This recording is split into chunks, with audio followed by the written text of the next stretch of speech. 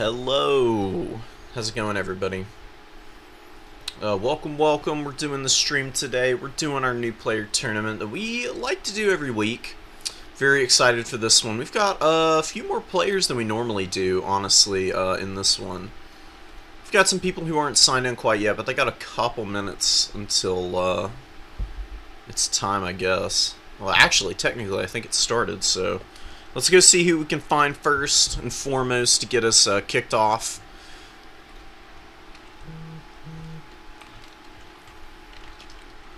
Who wants a game cast?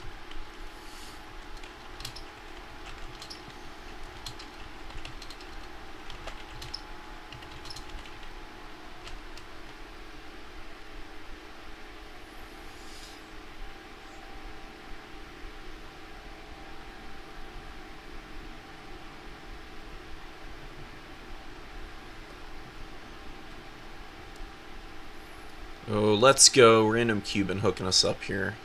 This is going to be a good match, too. I love watching Random Cuban play. So welcome, everybody. Glad y'all are here. We're going to be rolling through this one. And we'll be seeing who's going to be taking the bacon home today.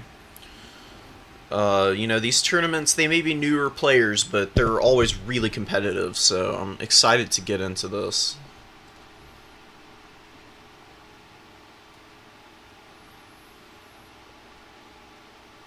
We've got people in here who are having to download patches or hotfixes. It's one of the worst things about this game. It's so big, and when they do a hotfix, sometimes it'll re-download and verify all your files, and it is the slowest damn process. It takes ages. Alright, where's... Aha. What a password. The password is assword, guys.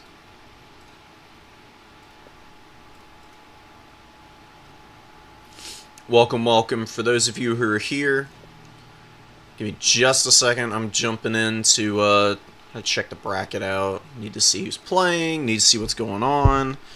But we're going to have a good one here for you. And we've already got our first person to jump in here. Join with code. Oh, wait, hold on. Spectate.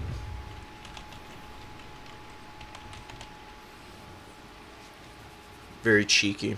Alright, I gotta make sure that we don't give anything away, so let's swap over to the map setup, and we'll let Fabrosi, it's Fabrosi and Random Cuban, so this is gonna be a pretty crazy match.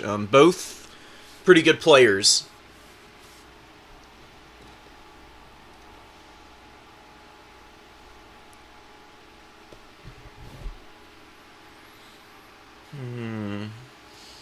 Alright. So we'll chill here for a moment. Any football enjoyers here in chat with me? We got American football going on right now. I'm trying to keep track of that as well. It's always been a niche interest of mine. I don't pay attention to it as much as some people do for sure, but I still find it pretty enjoyable to watch every now and then. Fantasy football is cool too.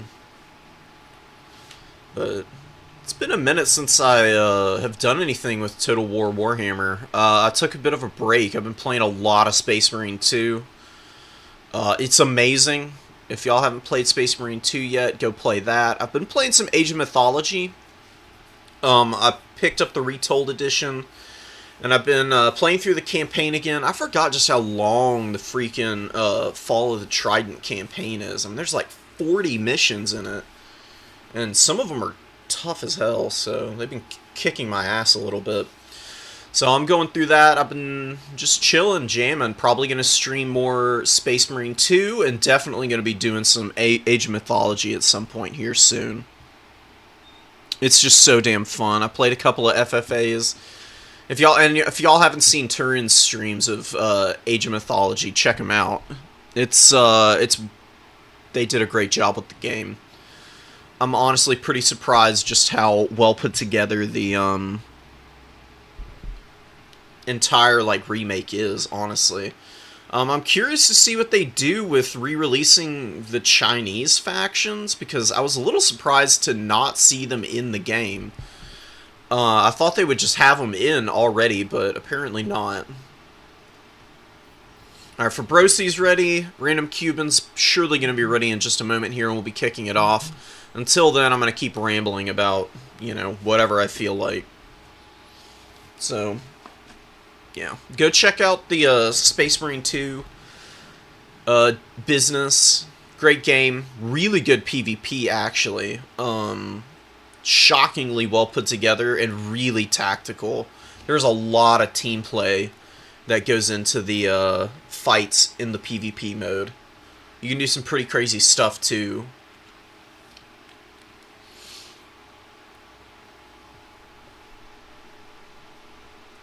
Alright, here we go, guys. High Elves, led by Teclis, it seems.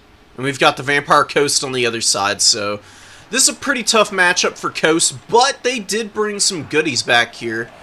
We've got a couple of mortars. We've got the carronades.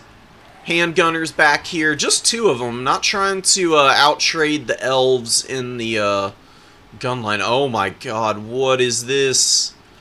Oh, random Cuban coming in hot. Just a couple of Illyrian Reaver archers. 3 of those for the range pressure. Tons of white lions with quite a few spearmen. I do kind of like that. Spearmen I'm a little bit more hesitant about into Coast, just because they're lightly armored as well. These mortars are going to feast if given an opportunity to, and they might do pretty well for themselves with the not a lot of range pressure. There are Illyrian Reaver archers. We'll see if they can get into the back line, but I don't know. I like the really wide infantry line. I do think this is a pretty good idea for the most part, but I would really prefer for these spearmen to be Silver and Guard, and instead of bringing, you know, a full 5, just bring 3. You do have 4 white lions, but I don't know. I mean, we'll see how the spearmen work out. I'm just scared because mortars are so good against lightly armored targets. But with the fact that they are melee infantry, once they get into the fight, the mortars aren't really going to have nearly as much to shoot, so it's going to be a bit of a back-and-forth game, probably. Deckhand mobs, polearms, nothing too fancy for the Vampire Coast here. We've got a couple of deck chopper handgunners. I'm not sure what they're going to go after. Probably going to just help screen out the Illyrian Reaver archers. Maybe summon out or get a couple scurvy dogs to go running with these guys, because, you know, the scurvy dogs can threaten to charge down Illyrian Reaver archers, and the bats can kind of follow them around. And the bats have really good DPS, actually, at range. They hit way harder than you would think they would. They've just got that, since there's so few models in the unit, they just got that, like, boosted damage. And you can see they fire every 13 seconds, so their damage is actually a lot higher than it's showing here. It's 57, all told, with the armor-piercing and base missile strength, so that's pretty intense. On 24 models, you can do some serious work here. So we'll see how it goes. Illyrian Reaver archers taking the middle. We've got the Vampire Coast taking their number 3 here. Really good call. Oh, and some nasty shots coming in from the carronade, it looks like. Taking out quite a few models on these Illyrian Reaver archers, and oh my goodness. 18 dead elves already. Definitely need to pull these guys back. They really can't be taking the cannon fire on the nose like this. It's going to hurt way too much for them. Getting them up in the trees wouldn't be bad either. There are some scurvy dogs up here, though. Those are going to be kind of dangerous for the Illyrian Reavers. And we've got some pretty determined skirmishing going on out here, but not the most worthwhile trade here, man. Fabrosi is really feasting on the souls of these poor elves. Gunfire coming in, overlapping, and really nailing the Illyrian Reaver archers. We've got 2 that are basically dead here already. 1 very beaten up, 1 about half health. These guys back here are going on a really long flank, but there's a 2,000 in the bank here. Where are the summons coming out? We got the Night Terrors coming out. Some Scurvy Dogs out of this really close reinforcement point wouldn't be bad. Some Sirens coming out instead. I do kind of like that. These Illyrian Reaver Archers definitely need to escape right now, though. They do manage to squeeze away. That's really good. That's great for Random Cuban, but down about 900 value already. Not ideal. The Illyrian Reaver Archers probably should have just pulled back after capping the middle point. Tried to stay a little bit healthier. Although the range on these Carronades is pretty crazy. Oh, it's going to be rough. It's going to be really rough. I think that the Elves are going to have to play a really patient game here. Definitely use these guys to pressure the bats. You can get a little bit of damage on them here, probably, but holding with the infantry and trying to maintain pressure on this home objective is going to be the most important thing. I don't know about advancing up here and getting this kind of pressure in. It's going to be really hard.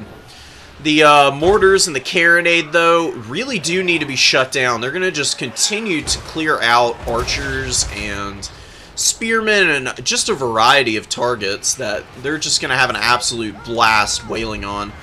Bit of a miscast on some magic here, it looks like. Oh, Wind of Death, too. Oh, that's so expensive. Definitely a miscast from Fabrosi there. Very unfortunate stuff. Losing out on a really high power, very expensive spell if it was overcast. And not really getting anything out of it is going to be pretty painful. Teclis needs to get in here and start doing some serious work. Got Flock of Doom and Regrowth. Ooh, no bound, Fiery Convocation. I really do love the Fiery Convocation bound spell. It's very powerful. And you get 2 free casts of it, basically, and you can completely swing a frontline fight with it. Like, you could hit down these, or nail both of the deckhand mobs here, and then you would have 2 infantry units going right up the pipe on your opponent. Doing a really good job of microing through the middle of the formation here with the White Lions. Getting right, but kind of getting in on the flank here. I think just pushing even farther in and going right out after the cannons wouldn't be a bad idea, honestly.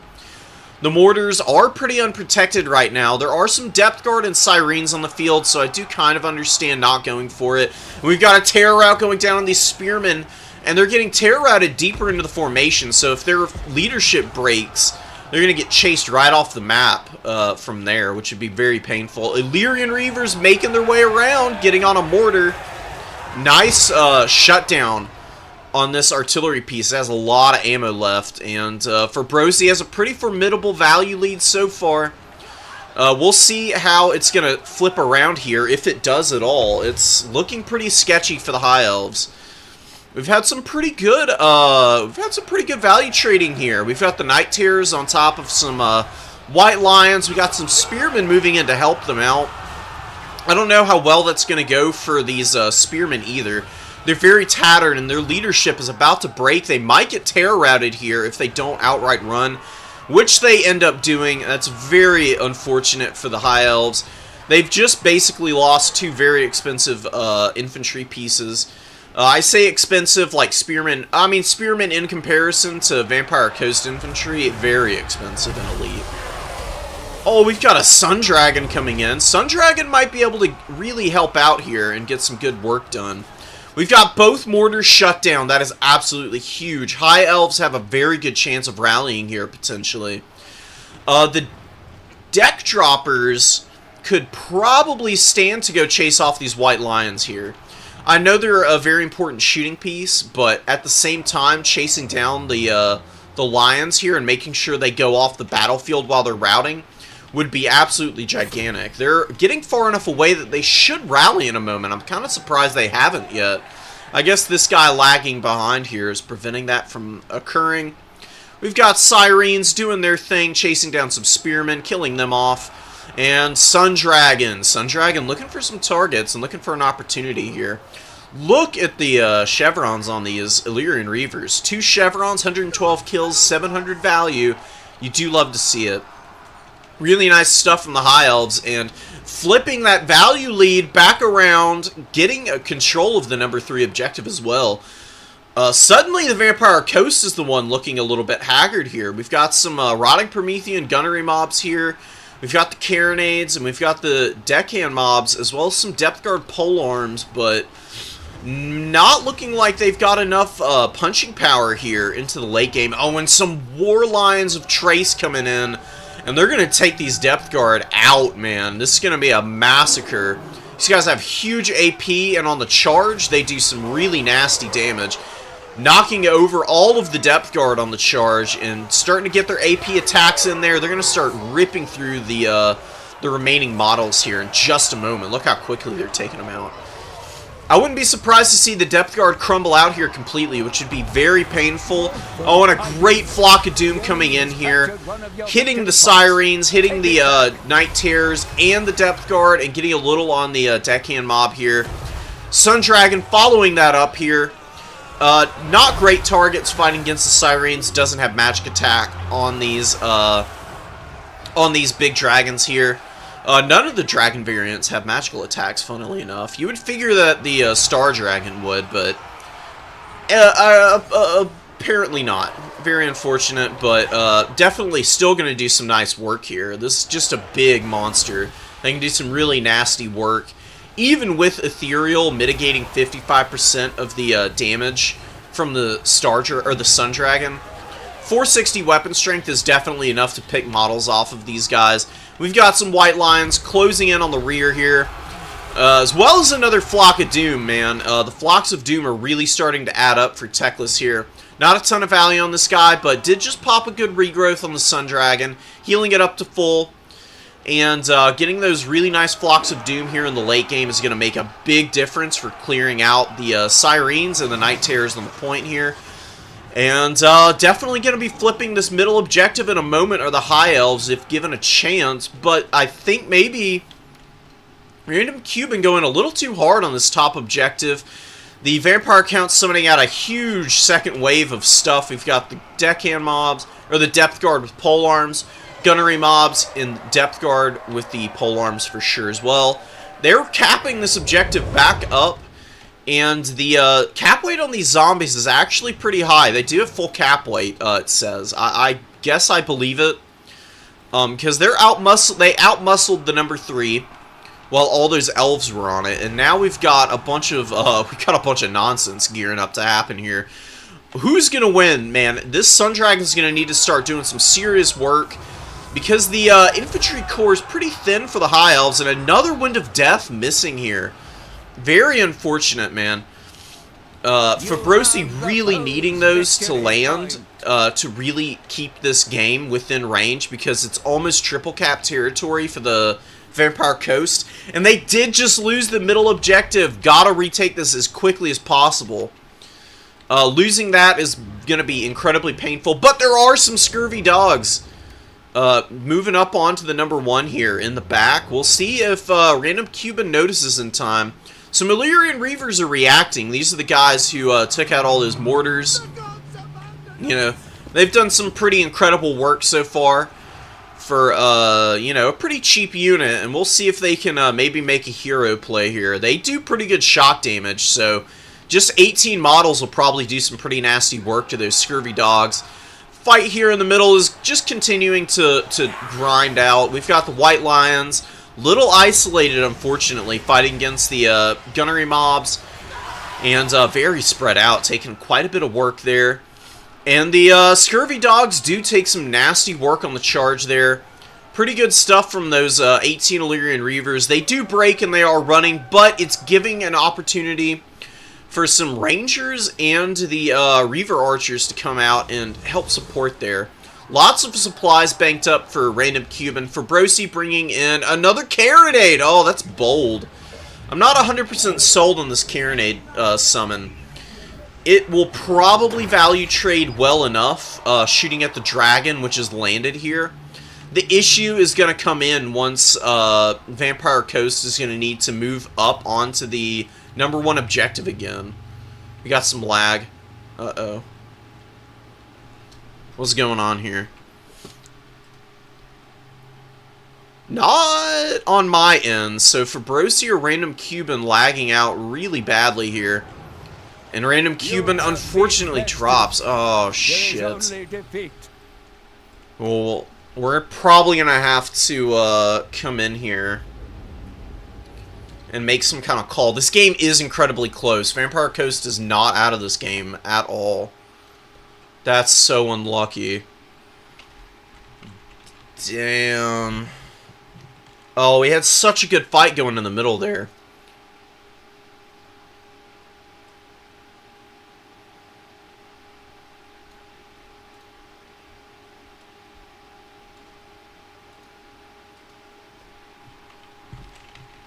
Hold on. We're figuring this out. Give me a moment, guys. I gotta talk with the players here.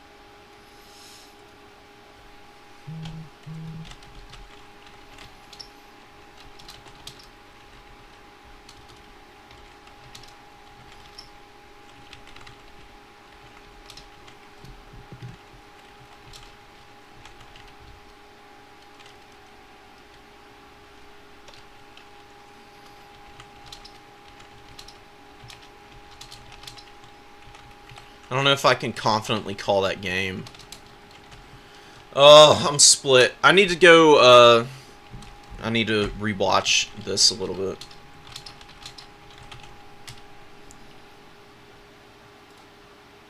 I'm gonna re-download this. I'm just gonna watch this back through fast forward style, so I can maybe make a more accurate prediction here.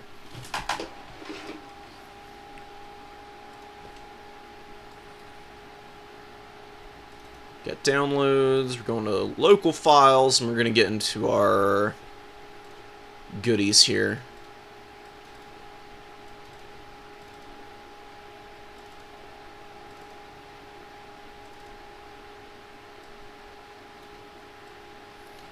Drop this here. Okay. Fast forward style, guys. Let's do it. I'm gonna jump in and just fucking blitz this. What is this? Oh, that's not even the right thing. LOL. Sent me the wrong file by accident, but we've got it here. It's actually in my autosave anyways.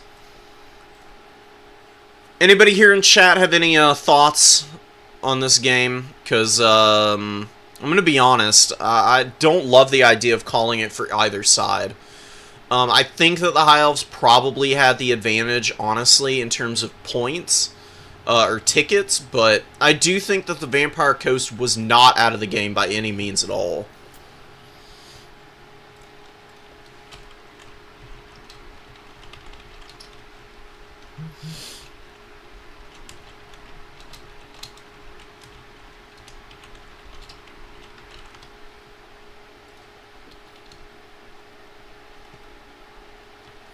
So we've got the engagement here that's, you know, not going super hot for the High Elves, but racking up the ticket leads, just kind of going through spearmen and the big hordes of Elvish infantry advancing.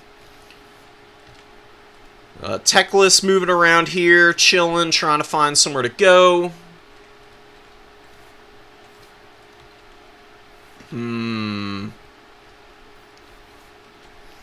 Alright, we just gotta let it run. But, hey, hit me up in chat, guys. Anybody here interested in having anything to say? Just haven't played again, it was fairly close. Okay. Are y'all cool with letting these guys replay, then? Because, Dustman, you're kind of in charge of the tournament with Lord Chicken here. I'll let him replay it. I don't mind recasting this game. I do think it was too close to call, truthfully. I mean, it was like Vampire Coast was not out of the game, still had forces, was pushing for the middle, and if they caught the middle quick enough, then the last objective here didn't have a huge defending force, and Vampire Coast almost flipped it with a Scurvy Dog. Maybe they could get the triple cap in time.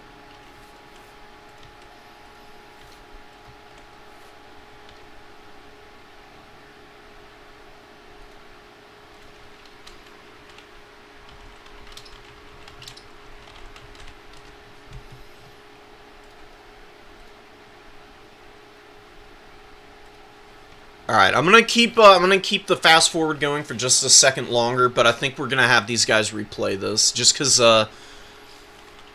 Dustman, I do kind of agree with your assessment.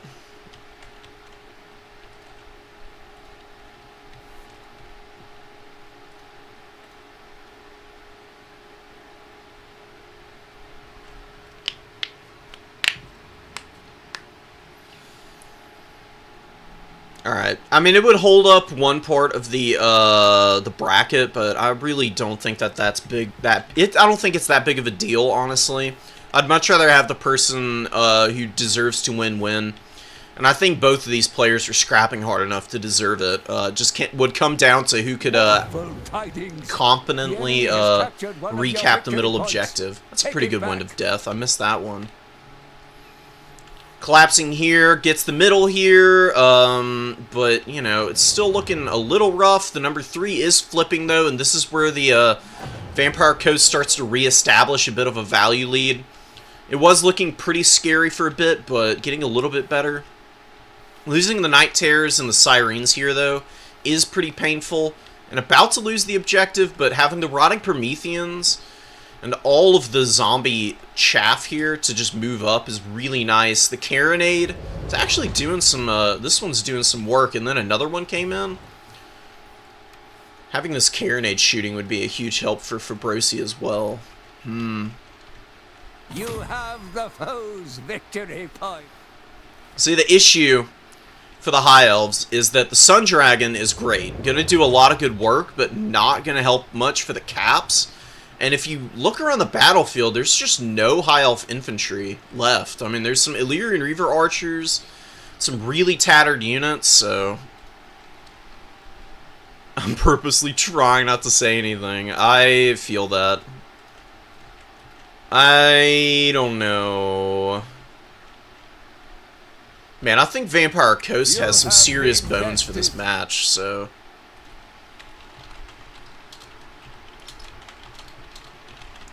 alright. It's a replay. Definitely too close to call. I think they could both do it. I guess it is kind of going to come down to Lord Chicken. He would know best what's going to work out for the tournament overall. Otherwise, I would say it's a draw. I mean, the High Elves did not have a lot of cap weight on the field, and Vampire Coast was flooding the middle, and that final point, I don't know if there was enough there to hold off the hordes.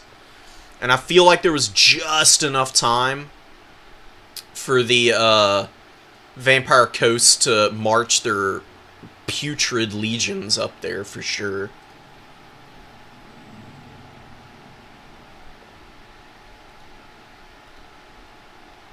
I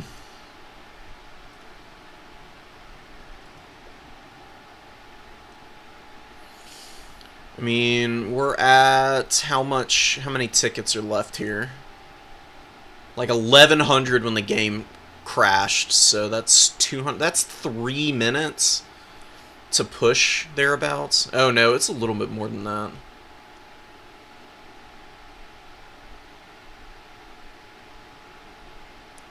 Well, that would be like 5 minutes if I'm talking about 1,100. So yeah. There's plenty of time. There's plenty of time for the Vampire Coast.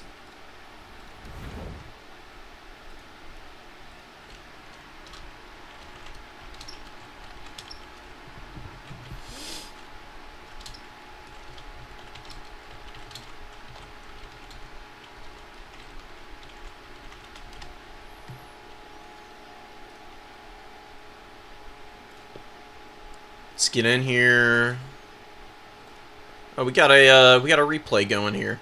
All right, I got some people dropping some replays. That's nice.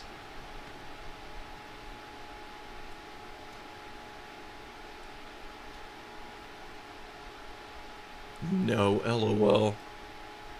I can draw you so nobody gets the win.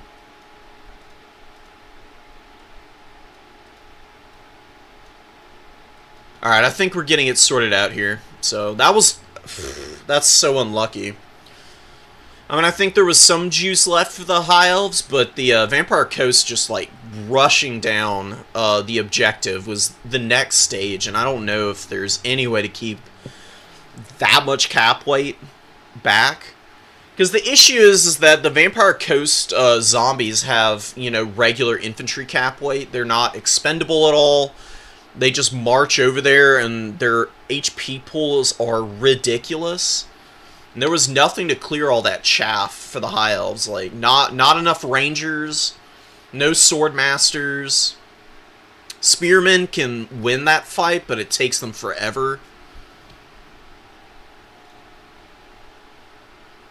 Alright. I'm going to go take a look at the bracket, because I do believe we're going to be advancing here. And we'll find us another match to watch.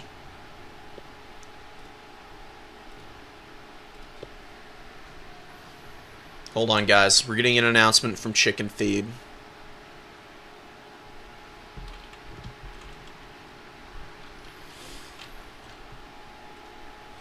Nice we haven't announced it yet, but give me a sec. I'm going to actually take y'all to this replay that just got dropped.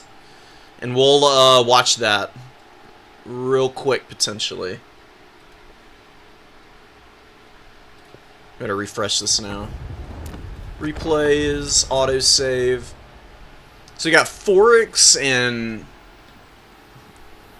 Maralese, or Maralese Legawana. Okay. Cool. Beautiful.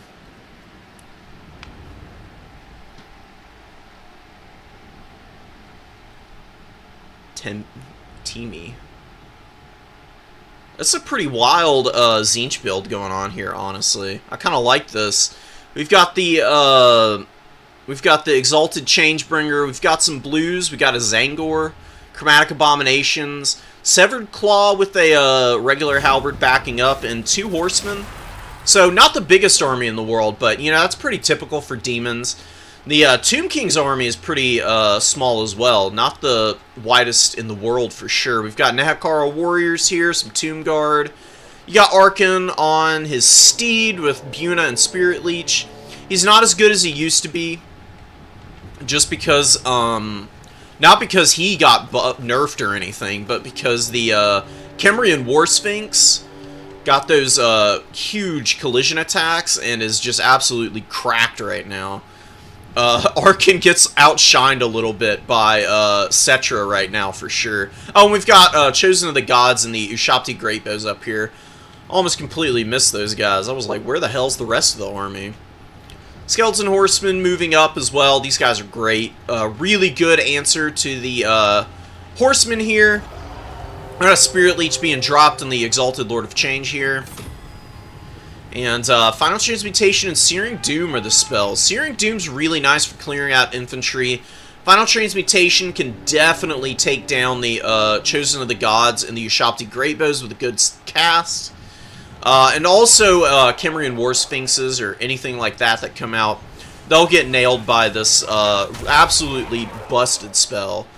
Final Transmutation is good again. Not that it has ever really been terrible, but it's gone through some iterations over time. It's had some periods where it really wasn't being used because it wasn't really all that impactful, but it's in a pretty good spot right now. It's very expensive and also just does so much freaking damage. We'll see where that ends up being used. Severed Claw up on the middle objective now. These guys are going to be a huge pain for the Tomb Kings to deal with. They are incredibly stalwart and crazy combat stats too. A huge bonus versus large of 30, so they get really good weapon strength, really good damage on these skeleton horse archers. I would definitely have brought them over here to this side of the formation to fire at the Marauder Horsemen here. Because the Marauder Horsemen are getting free value on the flanks of these units here. The Nehekara Warriors are going into a fight against Zangors, which is really nice. Pretty hasty on the engage. Leguana really going for that one there. I feel like you could have just kept the Zangors back for another couple seconds. Just retreat them a little bit, move the Marauder Horsemen out to the side, and throw against them for a second longer. Then get a good charge, and you would easily mop that up instead of grinding into these Nehekara Warriors, who are doing pretty well despite their tattered state against those Zangors. We've got some Skeleton Spearmen against Blue Horrors. Blue Horrors going to lose that fight, but oh man, really good jump here. Senegors of Tzeentch all over the Ushabti Greatbows here. That's a huge catch. Tomb Guard Halberds slow to respond. Gotta get these guys in here.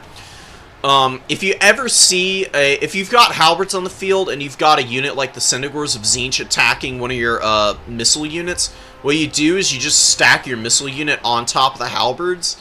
They'll still shoot out of the formation, and then your opponent really can't charge them down, because right now these Senegors are feasting. They're definitely going to kill this Greatbow unit, and they're going after the Chosen of the Gods now. Chosen of the Gods will hold up a little better because they have better stats, but Centaurs have just an absurd charge bonus of 46 and do so much freaking damage, man. Despite all of that, losing an Ushabti Greatbow, it is hanging on for dear life back here. Maybe it can get salvaged.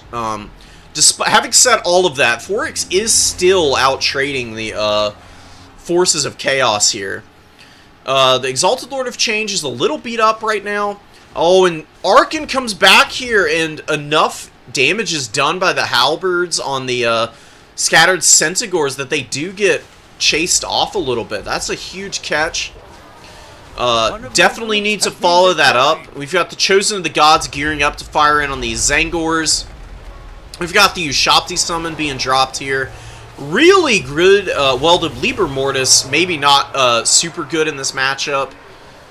Just because, you know, it is physical resistance. I forget, it's not ward save. I don't know why I thought it was. I'm thinking of the Overshield from the big ol' Slans. Oh, man. Oh, Chosen of the Gods getting nailed by the Fountain Transmutation. So does Arkan, and they get hit by a fresh Senegor of Tzeentch out here. And the Tattered Senegor rallying as well. Definitely taking out the Chosen of the Gods. They're probably going to kill Arkan here if they can get a surround on him. And that's probably going to be GG at that point. Because, yeah, these spears and the infantry for the Tomb... the forces of the Tomb Kings here are doing fine. They're pretty isolated, though, and Portal Glyph summon coming down with the Furies, Exalted Lord of Change, staying alive, you know, only 1,000 value, but, you know, getting a really good Final Transmutation's all you need to swing a game pretty decisively at times. Lots of summons coming in for Foryx now, maybe going to be able to make some good pressure felt here. Losing Arkan, though, losing Arkan, man, is going to be so punishing. I'm very worried here. Very worried for the forces of the Tomb Kings. Without their Lord and without the Buna and Spirit Leech, the Lord of Change really doesn't have a lot to fear now. The Sepulchral Stalkers for sure, but they're pretty short range. It's going to be hard if Leguana is on top of their micro to catch that guy, and a really nice Searing Doom there. Doom Knights on the field as well. They're getting some good rear charges. Doing some nice damage, but they probably need to get back up in the sky before they get locked in place by the Horsemen here. Because if they get locked down, and the Sepulchral Stalkers, well, they're not really coming to the middle. They're going to deal with the Horsemen here. Not a bad call. I do kind of like this. They're definitely going to do some nice damage here. Man, they got some nice work done against those Senegors, didn't they? Great stuff for them. But I think the trade overall, despite being down in value, was more than worth it for the Tzeentchian forces. There is a very healthy Severed Claw here. The Halberds are pretty healthy as well. Some Doom Knights. They need to get out of this combat against the Ushabti, and I think they'll be doing a lot better. They can recharge some shield, and then Once this Tomb Guard is dead, the Severed Claw can just go in on the Ushabti, and that'll be really nice. But, man, what is the Tzeentchian answer to these laser snakes? They just got some really good damage on the Doom Knights there. Love to see that. Sour Guts coming out, doing some nice roasty toasty damage on the Nehekara Horsemen and the like. Oh, it's crazy. It's really close. The Tomb Kings definitely have some good... Oh, huge army ability here. Ripping apart the halberds. I was just about to say the Tomb Kings have so many infantry units and decent like skirmish pressure. But after that army ability, man, this #1 point's gonna need a little bit of milk. The Tzeentchian forces don't have a lot of mobility to pressure this back objective, thankfully. Severed Claw still tied up in zombies and Nehekara Horsemen. So, moving these Sepulchral Stalkers should stay here. They can help cap this objective. They could probably just go shoot the Sour Guts down, honestly. That'd be the best use of these guys, I think. I do like the idea of going after the halberds here. Although they're not even doing that. They're going way out here. Definitely don't need to do that. Need to get away from the halberds, and shooting the Sour Guts is the best way to deal with them. They've got the Sour Discharge, which blows up everything that's attacking them in close proximity. So if you can kill them at range, that's the best way to deal with them. They're racking up some crazy value too now. They're up to 500 already, 519. Getting some really good use out of your pink horrors is incredibly important for the Tzeentch forces here. Halberds piling in. They're going to fight some skeleton spearmen here. Huge winning combat for them, honestly. They're going to absolutely trounce the Tomb Kings there. And the Tomb Kings losing the mobility game and losing Arkan finally really starting to bare its teeth and show just how bad that is. Another Searing Doom coming in, doing good work on those halberds. We've got the Exalted Lord of Change just smacking stuff up and profiting for sure. Shrieking Skyrays dropped their little Lamprey's Bite ability.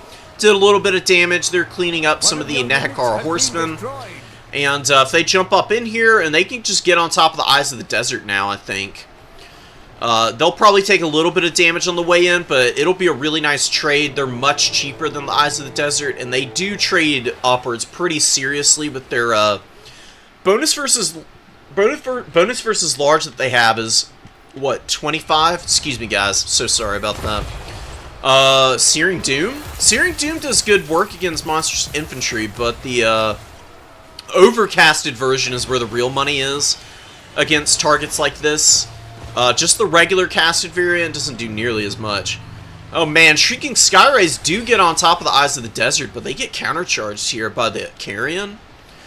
And the melee attack, the physical resistance mitigation, not coming into play because of the magical attacks that the Sepulchral Stalkers have. I'm shocked how quickly those guys died. Wow. Holy crap. I would have thought they'd do better, but I guess the rear charge from the Carrion, lowering the leadership, and getting demonic instability to proc really early helped swing that. Normally, even with the fact that these guys do have halberds themselves, I find that the Shrieking Skyrays usually do pretty well for themselves.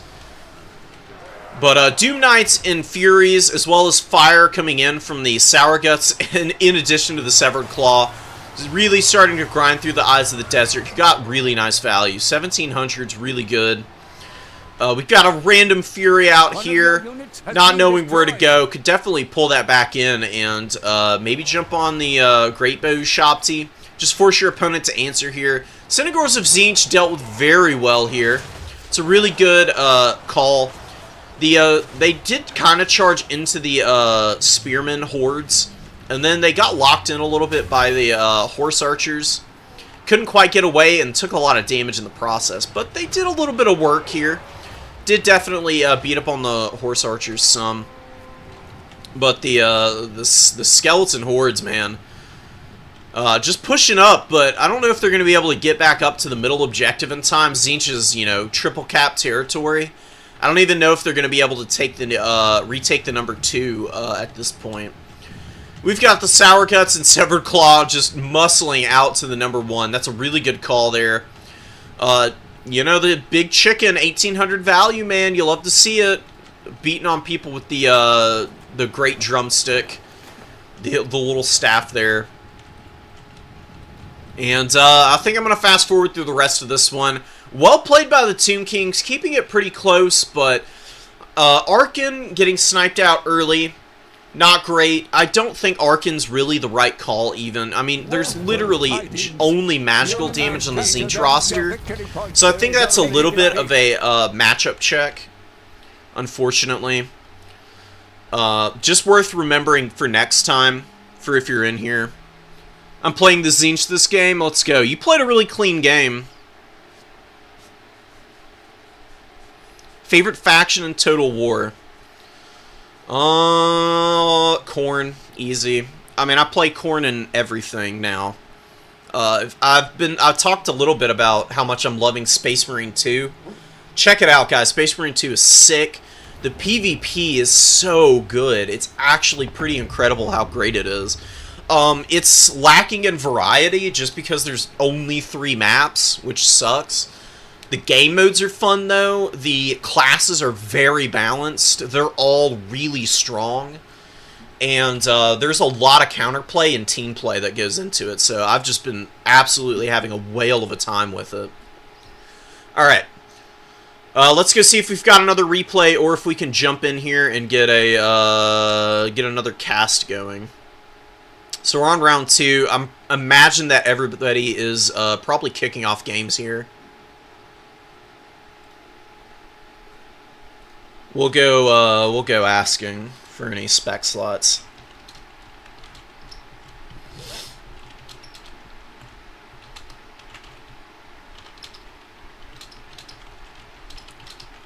I got another replay to cast, so if we don't have a spec slot to watch something live, we'll go in and we'll watch us another game here.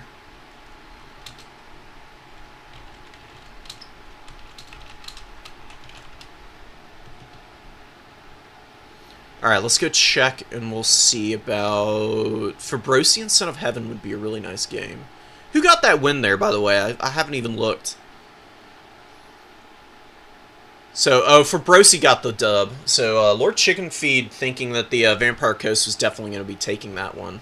Which I do kind of agree with. I think they had enough time to get all those objectives. So, it is what it is. Random Cuban playing a really close game there. Almost pulling off that win, too.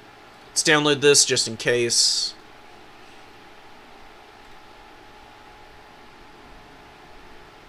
And... how long ago was this? Yeah, they're probably in-game right now. So we'll cast this replay while everybody is playing their games right now. And then we'll get a live game upcoming.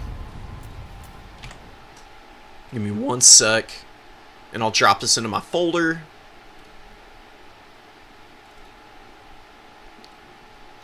Okay. And come back in and refresh. We got Zami, Huntress Himbo. Love that name. Versus Maniac. We've got the Sentinels of Zeddy versus Carrot Kadrin. And we've... oh, man. Okay. This is going to be very interesting. You know, Zami was definitely on that, grind with Tic-Tac-Toe for a little bit there. Mixing it up, though. Bringing a red-crested skink on foot here against the Dowie. Okay. There's a Wilds caster here. We've got lots of red-crested skinks. Red-crested skinks are so good against the dwarves. It is absolutely crazy how strong they are against them.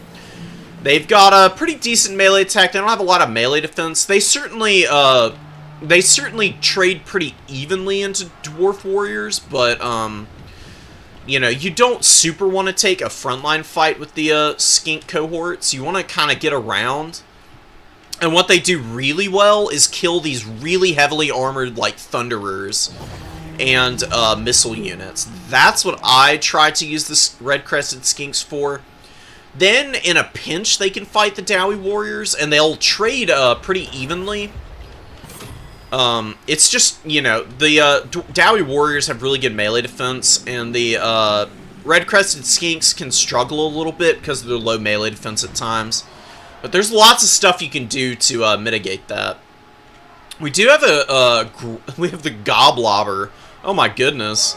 Let's go. Let's see it. Come on, load them up, guys. I'm ready. I'm waiting. Let's see these spatulas do something. There we go. Launching some rocks with gobos on them. Getting some good damage on the skink cohort. Worth knowing for sure. The Discourage effect is -16. And that stacks with the leadership debuff for damage sustained by artillery. You can kind of see it there before it went away. It's really nasty. It's actually a -26 leadership debuff, which against these skinks is going to make a big difference because these guys have 62 leadership, which is pretty high for cheap units, but it's going to be pretty ugly pretty fast if they're getting discouraged like that. Thunderer lines setting up, getting some nice damage on the Saurus spears. As they advance, these guys are pretty ponderous. They got 31 speed, which is faster than a lot of other infantry for their price point. They do trade a little armor for that, obviously, but I like having the 31 speed. You know, Dowie obviously have 28 here. You know, you've got 46 speed on the Red-Crested Skinks. I don't love sending them against the characters. If these guys had a bonus versus infantry, I would love this. But as it is, they're basically just going to lose all of these skinks here. And not going to get a whole lot out of it. The healing from Felix is definitely going to mitigate all the damage there. And these guys would be much better served kiting back and trying to get around. That's a little easier said than done. You know, Dowie are a pretty tough nut to crack generally. And losing a lot of the infantry pressure from the Goblobber, man. Oh my goodness, racking up value. Got 91 kills. What's the cannon up to here? Cannon's firing in against the Troglodon and absolutely obliterating this poor beastie. Tried to get in here and do some damage, but you know, the shooting is the selling point of the Feral Troglodon mostly, and against Dowie, this is the risk you run into with bringing a big dino. Cannons are absolute monsters at ripping apart big monsters like this, man. I've said monster like 5 times in the last 30 seconds, so I'm going to stop. I'm going to drive myself crazy here. But anyways, Feral Troglodon rounding off the map. We've got the Red-Crested Skink Chief just hiding in the forest, not really providing much assistance to his forces. Probably going to be charged with cowardice and betraying the great plan if they don't win the battle here. And Zammy grinding back a little bit of value. Getting a Thunderer offline is really big. Ripperdactyls going after the Goblobber. Are they going to get here before the Slayers? If they dive right now, maybe they can get a little bit of work done, but deciding not to, I do think that's a pretty good idea. Going after the Carronade instead. This unit of Ripperdactyls is going to go after the Gyrocopters, getting on them.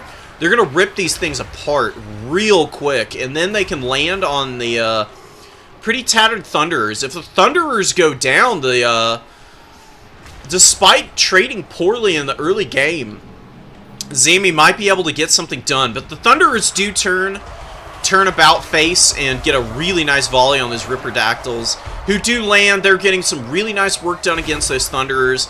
Need to get away from the Slayers now, though.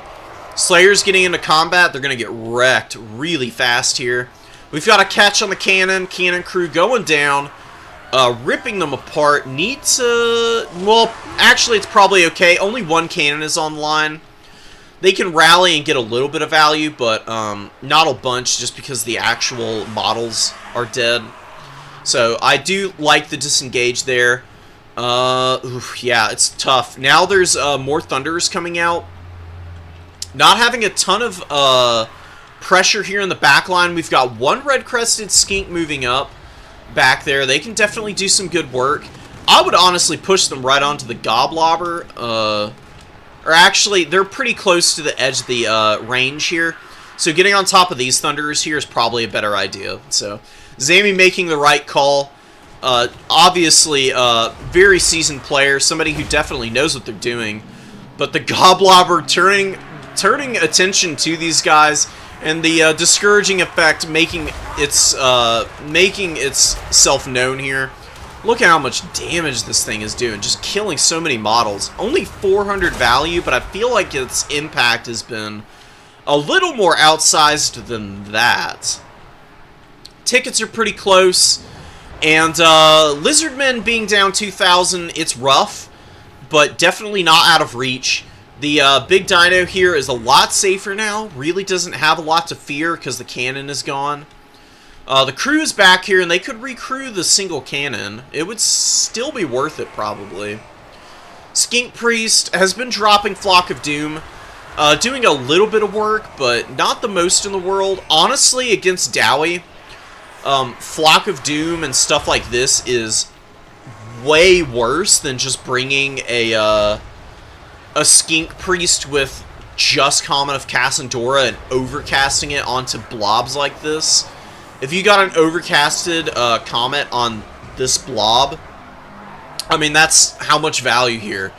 It would not one-shot these units, because the 35% spell resist would save some of the models, but damn, I mean, it would get you like 1,1300 value easy, and it would make a big difference. I mean, it would kill a lot of the Dowie infantry, and then you could get on this gun line back here. You know, you got a pretty tattered Thunder and some fresh Dwarf Warriors there. It would be really nice. I think the as a Khorne player who knows what it's like to have the spell resist on a regular basis, just like Dowie do, Comet is pretty punishing, even for the really high spell resistance that you have access to. Skink cohorts, red-crested skinks rallying back here. We've got some Coldwind Spear Riders on the field. I think they're a little bit superfluous. Obviously, Dowie don't have a ton of big targets, and the Coldwind Riders do just as much. Probably do it better, because they have a better charge bonus and a little bit better melee attack, and similar weapon strength. So I think you could cut 150 gold off and just get the cudgels, and do just as well. These Saurus Warriors, man, are trading like heroes, and they're holding the line against so many Dowie here. The Slayers are getting on the rear of the formation here. Gonna do a little bit of work, but the Slayers are gonna take some nasty damage in return. They have no armor, and 52 weapon strength is pretty brutal, so we'll see how those Slayers do. They're probably going to start taking some pretty good work there. Zami really bringing back some value here. I love to see it, man. You absolutely got to love it. Feral Cold Ones are also shutting down the Goblobber a little bit. It's taking some serious work here. They have not killed it, though, which is very unfortunate. These guys are going to rotate to the high ground and get on top of this recruit cannon, which is a good call. One cannon can still do some work. You know, I mean, it isn't gigantic armor-piercing missile piece, perfectly curving over the heads of the Feral Cold Ones there. You love to see it, right? I mean, what's better than firing a cannon and just whiffing, right?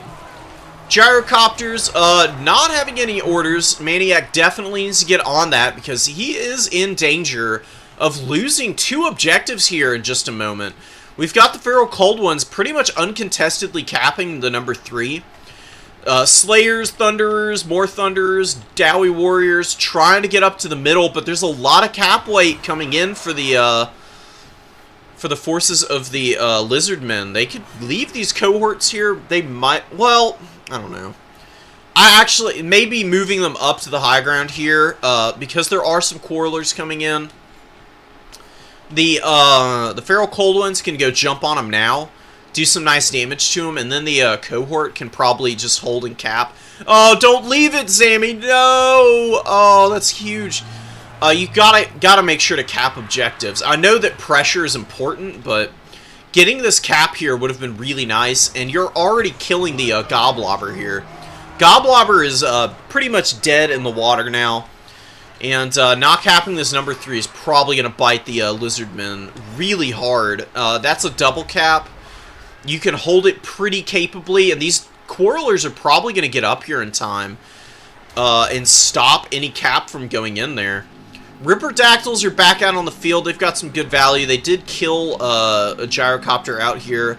Pretty tattered one, it looks like. Did it use all its ammo? Almost all its ammo, so it's worth killing those guys off.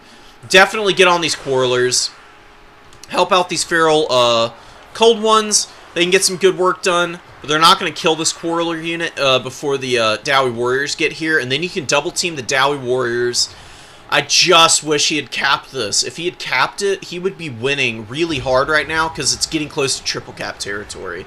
It's still a bit of a ways away, but the longer he's not getting this number 3 when he could have had it already is going to start getting really dicey because the middle is very securely held by the Dowie. All of the Dowie forces are going here, and not capping here is a bit of an unforced error. I do understand, though, making that mistake. I've made it many times myself, so can't be too hard on yourself, but you gotta lock in sometimes, especially in a game where you're down in value.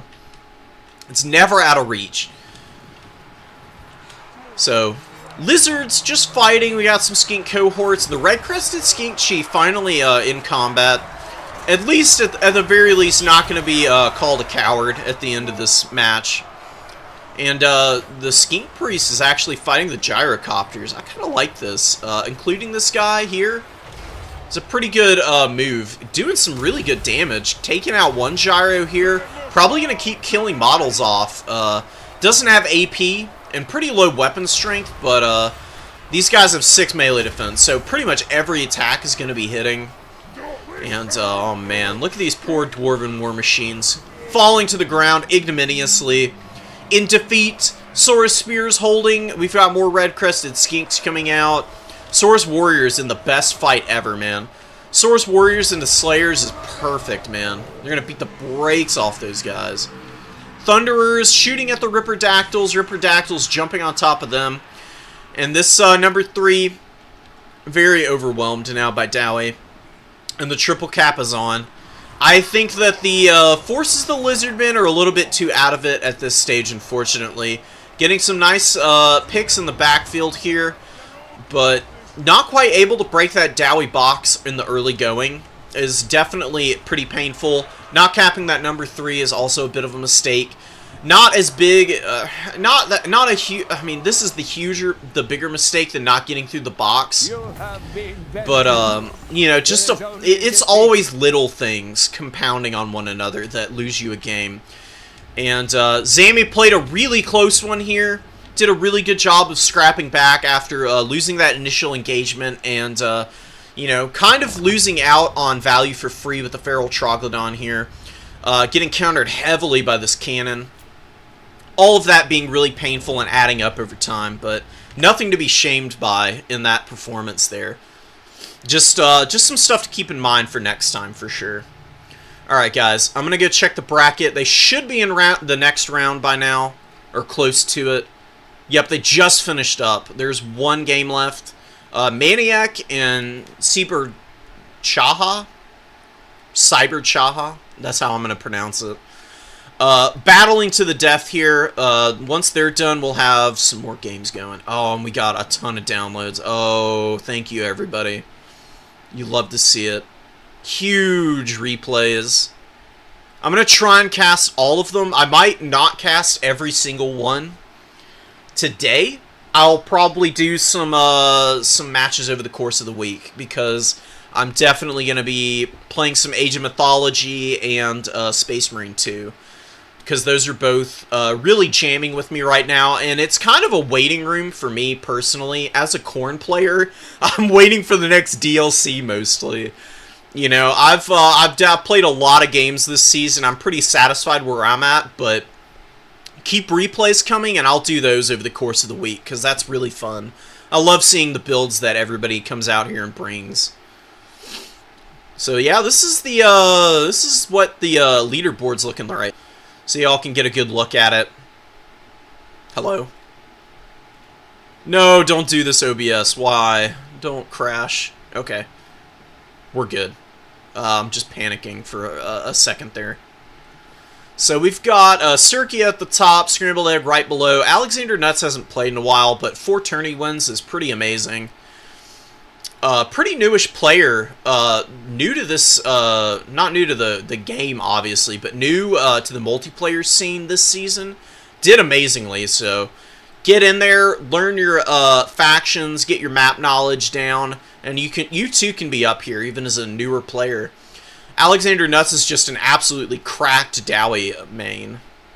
Definitely knows that faction inside and out. We've had some pretty close matches too.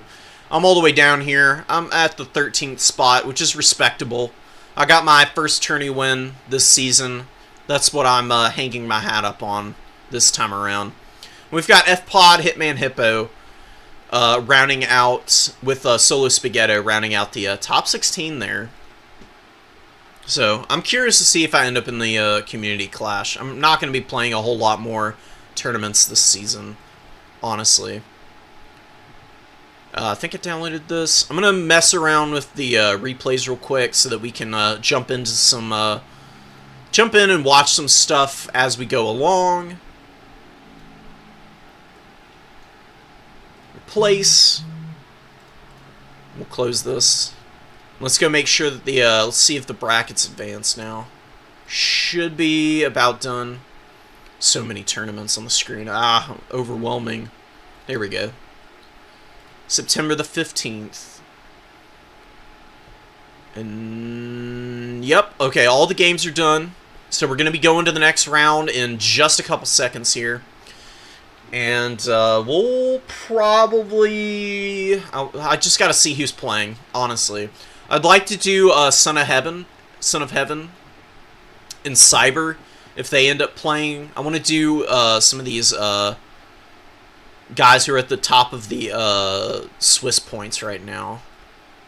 I think that'll be really fun.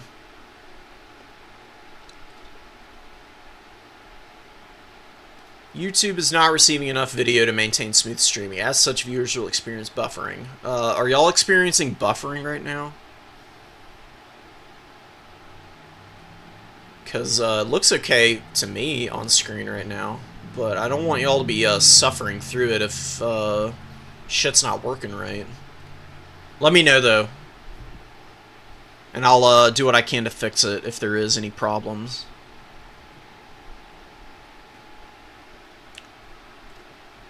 Alright, bracket. Refresh. And we haven't advanced yet. Okay, give me a sec. And we got another replay. Oh, promises of a very close game. That's exciting. You love to see that.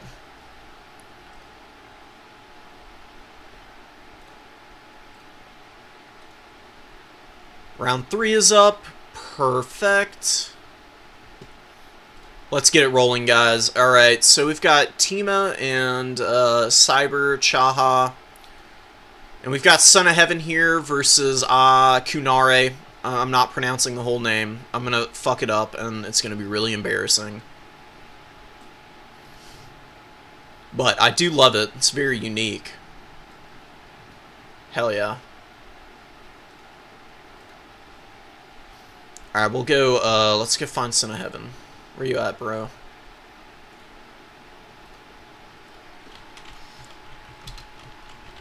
Spec slot?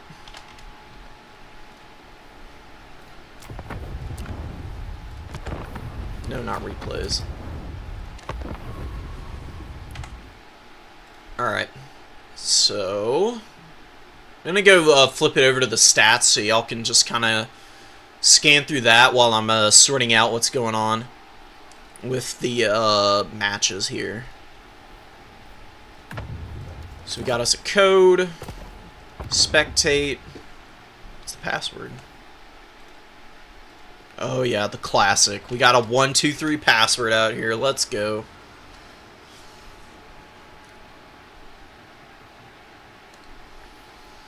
Okay, Son of Heaven going by Stelios on Steam now. Which I kind of like. Who is that in the PFP? I don't even know. But we're just going to chill here. We're going to wait for our opponents, or for Kunare to show up for the match, and they'll do their builds, and we'll kick it off once they're ready. What do we do until then? Y'all, anybody got any ideas? It's pretty smooth for me. Okay, thank you. I appreciate that.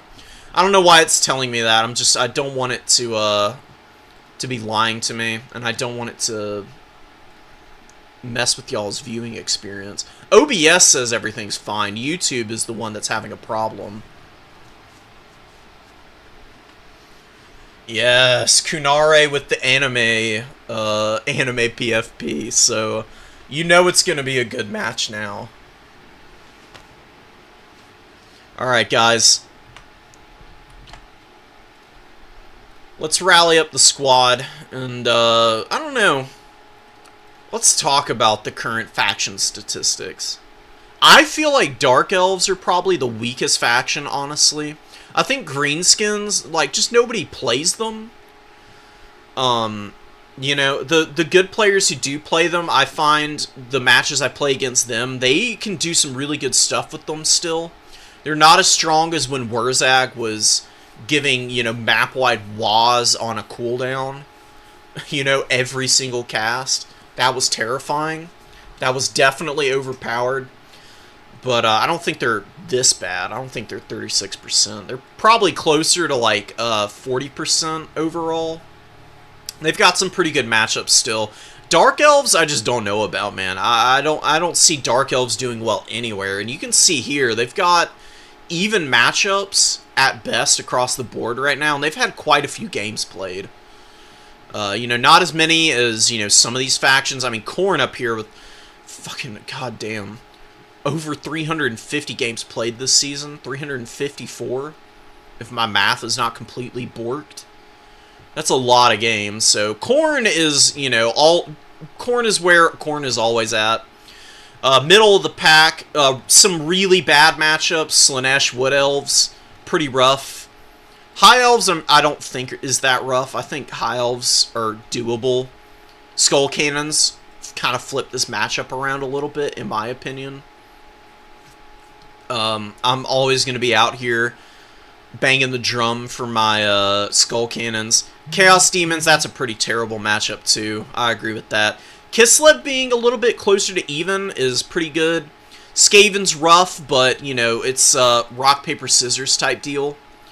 You know, it's just kind of hard to win the rock, paper, scissors against Skaven when they've got Doom Flayers everywhere. All of these winning matchups, you know, Khorne does really well in. Dark Elves, funnily enough, Dark Elves being pretty good against Khorne, just because of the crazy AP on it, all their missile units. It's pretty nice. Lizard's doing well. Also Malekith. Malekith is really good against all the Khorne Lords. And Soul Stealer, despite not doing that much damage, since you got good spell resist, is still pretty powerful. Lizards, Tomb Kings, those are pretty close to even. Tomb Kings is probably... Tomb Kings you don't want to fight as Khorne right now. After the Ushabti buffs and some of the other stuff that Tomb Kings have gotten with the Kimrian War Sphinx and stuff, it's a pretty rough matchup now.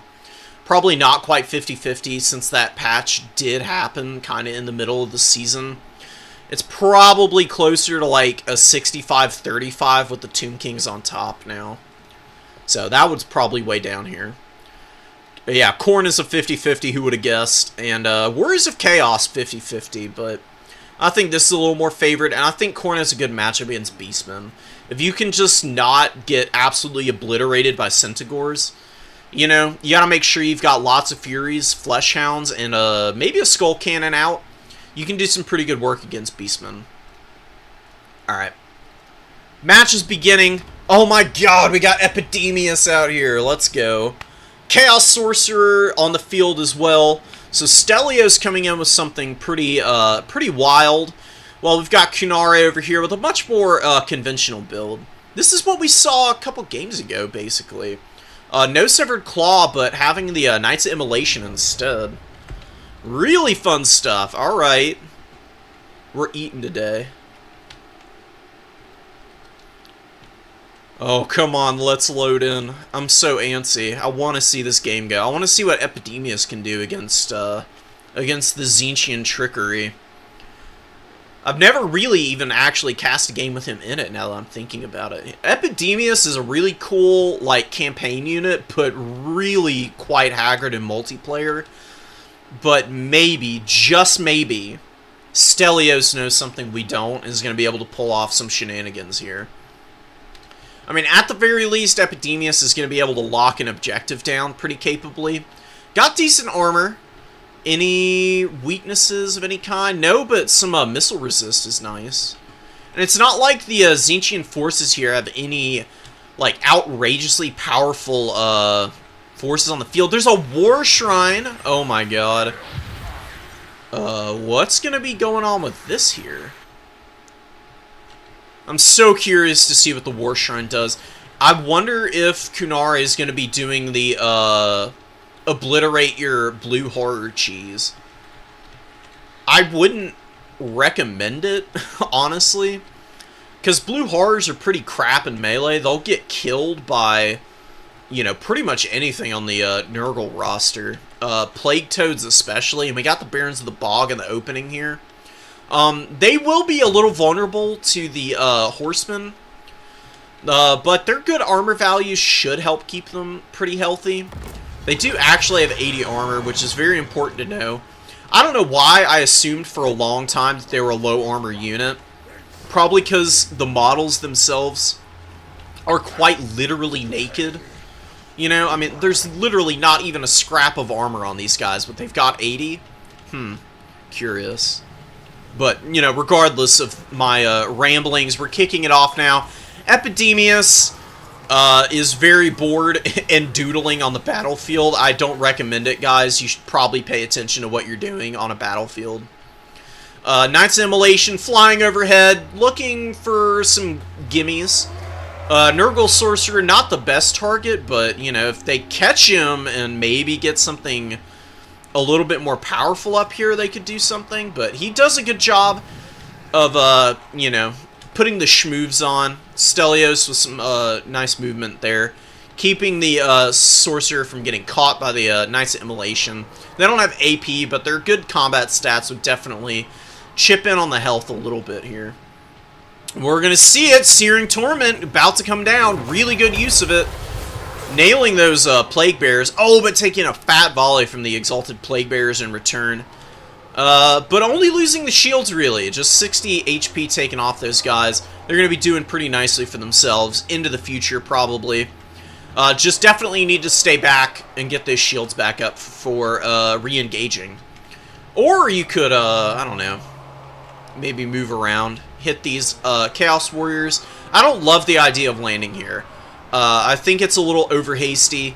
The Chaos Sorcerer does have quite a bit of armor, and yeah, you're going to do some damage to him, but you're taking it on the nose with the throwing axes coming in here.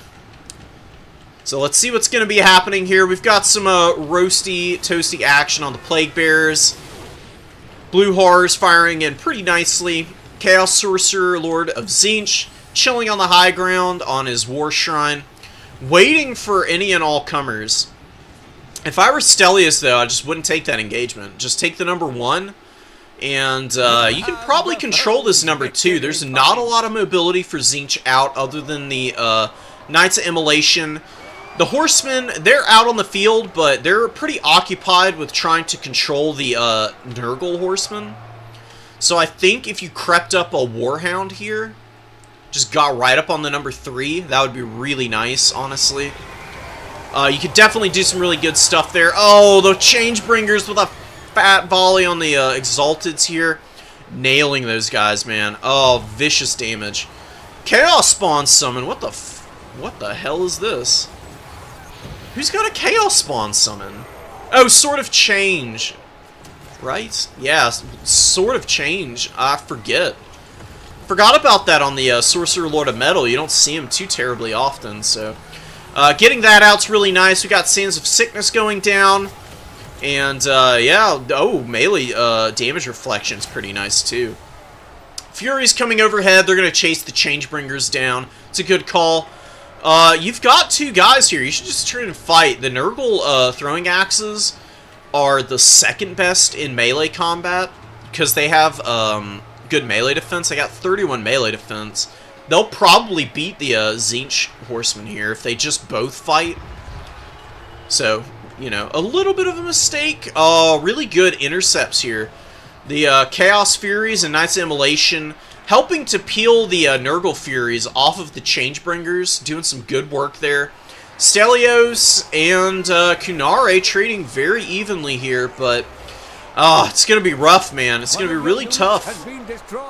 Nurgle has really low armor on a lot of the infantry outside of the, oh man, forgetting about the Barons of the Bog back here is pretty painful too, but outside of the Chaos Warriors, you got pretty light armor, and there's a lot of Plague Bearers on the field, so the Sour Guts and the Blue Horrors have gotten some really nice volleys in the early game here, and I don't like the Plague Bearer choice because of the magic damage that Tzeentch has access to.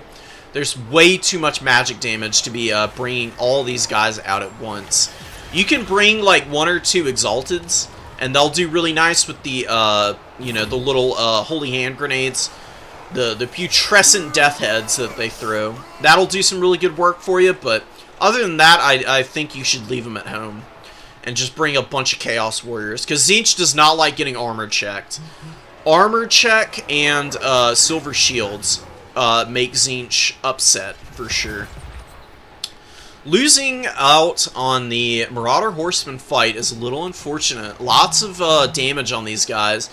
But you could probably rally over here and maybe get some damage on the Knights of Immolation. Where are the Changebringers? Did they get killed by Furies somehow? Wow, I think the Furies did actually kill the... No, Changebringers are over here. Never mind. Just as I was about to get excited for the odds of Nurgle here, the Changebringers are about to obliterate this Chaos unit here. Oh my god, tanking my frame rate. Ouch. A little bit too much for me.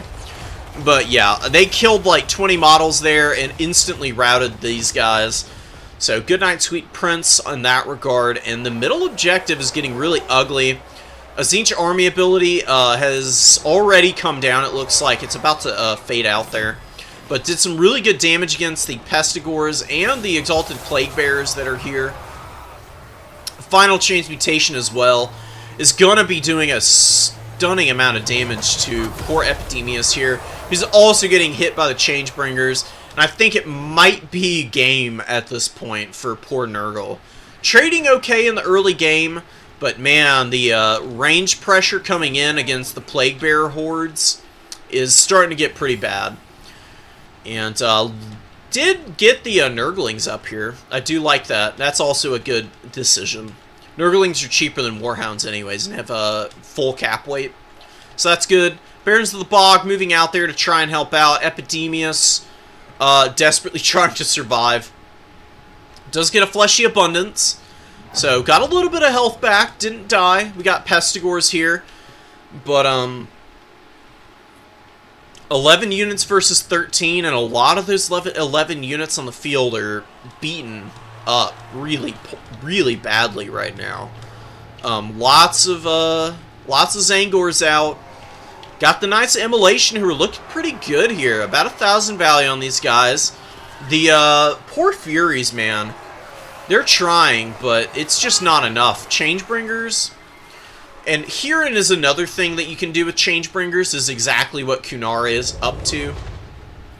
You just run away with them. You draw a bunch of aggro, and then you land, and you've got cover from the Horsemen, you've got Knights of Immolation nailing Furies, you've got your own Furies, like either attacking your enemy's aggression or stopping any reinforcements from getting to those fights. It can get really rough real quick trying to go after the Changebringers like that. I'm wondering what would have been a better option. Maybe Nurgle Demon Prince would have been pretty good, maybe. He's got good access to magic, can bring Fleshy Abundance, and Spirit Leech. Spirit Leech would be really nice for knocking the shields off of the Changebringers. And then you can use some Furies. Maybe a Rotfly or something would be nice to mix in, too. honestly don't hate the idea of bringing a Rotfly, because I think they could get something done. But maybe I'm completely off there. Big final transmutation just went down. Poor Epidemius has died. And I think this is going to be the end of the Barons of the Bog as well, who haven't quite gotten any real value to speak of. I think, like I've been talking about a little bit, either shielded Chaos Warriors are definitely needed here, but you could probably get away with just bringing hordes and hordes of Marauders of Nurgle. They've got big HP pools, and they still have shields to mitigate the fire from the Throwing Horsemen and the Sour Guts and Blue Horrors. They will get obliterated by Changebringers, obviously, but that is also better than having a Chaos Warrior get obliterated by those guys. So, maybe Marauders spam with a Demon Prince would do something here. But that is kind of only for this build. There are so many permutations in Domination mode. It's really hard to say what is and isn't gonna end up being the best call to bring in. And yeah, Nurgle is gonna call it there. Stelios bowing out to the pressure that Kunare was just absolutely swarming the battlefield with. Great value on all the Horsemen. Good value on the Knights of Immolation. Not the most I've ever seen from these guys, but they controlled the battlefield, most importantly. 2,600 on the Sorcerer Lord. Oh my goodness. Final Transmutations coming in and just obliterating everything. And yeah, Plague Bearers are just so vulnerable against Tzeentch. I mean, if your opponent brings any kind of range, those magic missiles are going to absolutely shred your stuff. So pretty brutal. But, you know, this is definitely a bit of a learning game. You gotta learn your matchups. Yeah, and Nurgle into Tzeentch isn't the worst in the world. There's some stuff you can do. Alright. Let's back out here. We might watch another replay, but we might just go check real quick what the bracket is looking like. Because it is a 3-round Swiss, so they'll be going to the next games really soon. Just depends on how long the games go.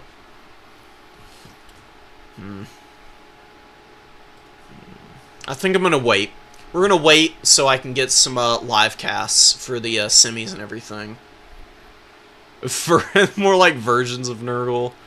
I mean, I think that if I had to say which faction is most likely to be virginal, it would be Grandfather Nurgle. It makes the most sense, honestly. So yeah, welcome, guys. Sorry I haven't been checking chat so attentively. These games have been really investing. They've been really chaotic. And we've had to make some, we've had to do a little bit of, not adminning, but a little bit of a judgment call, trying to help get our first game of the day sorted out. We did have a crash, which was really unfortunate. It was a really close game, too. God, I'm super hyped to see the semis and everything. Wait, they nerfed Bretonia.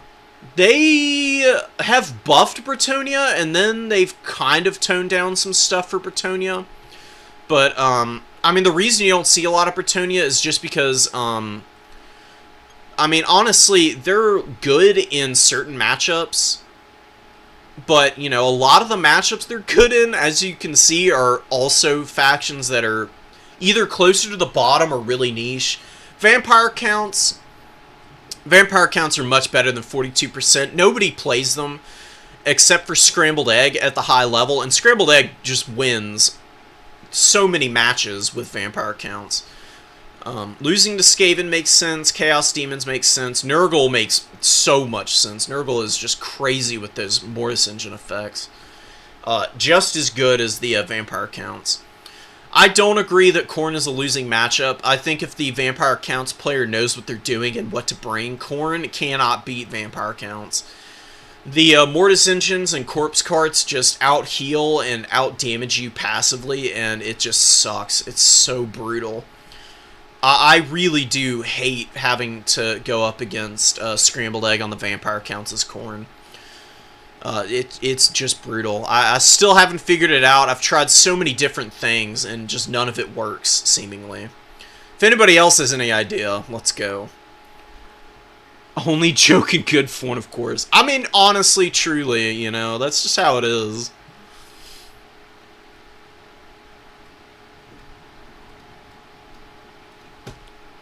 Alright. Actually, let's go take a look at the Nurgle-Tzeentch matchup. It is probably favoring Tzeentch. I mean, it's 1-3. Only 4 games played? Really? So, alright, sure. I mean, I think Nurgle does fine against Tzeentch. You've got the ROR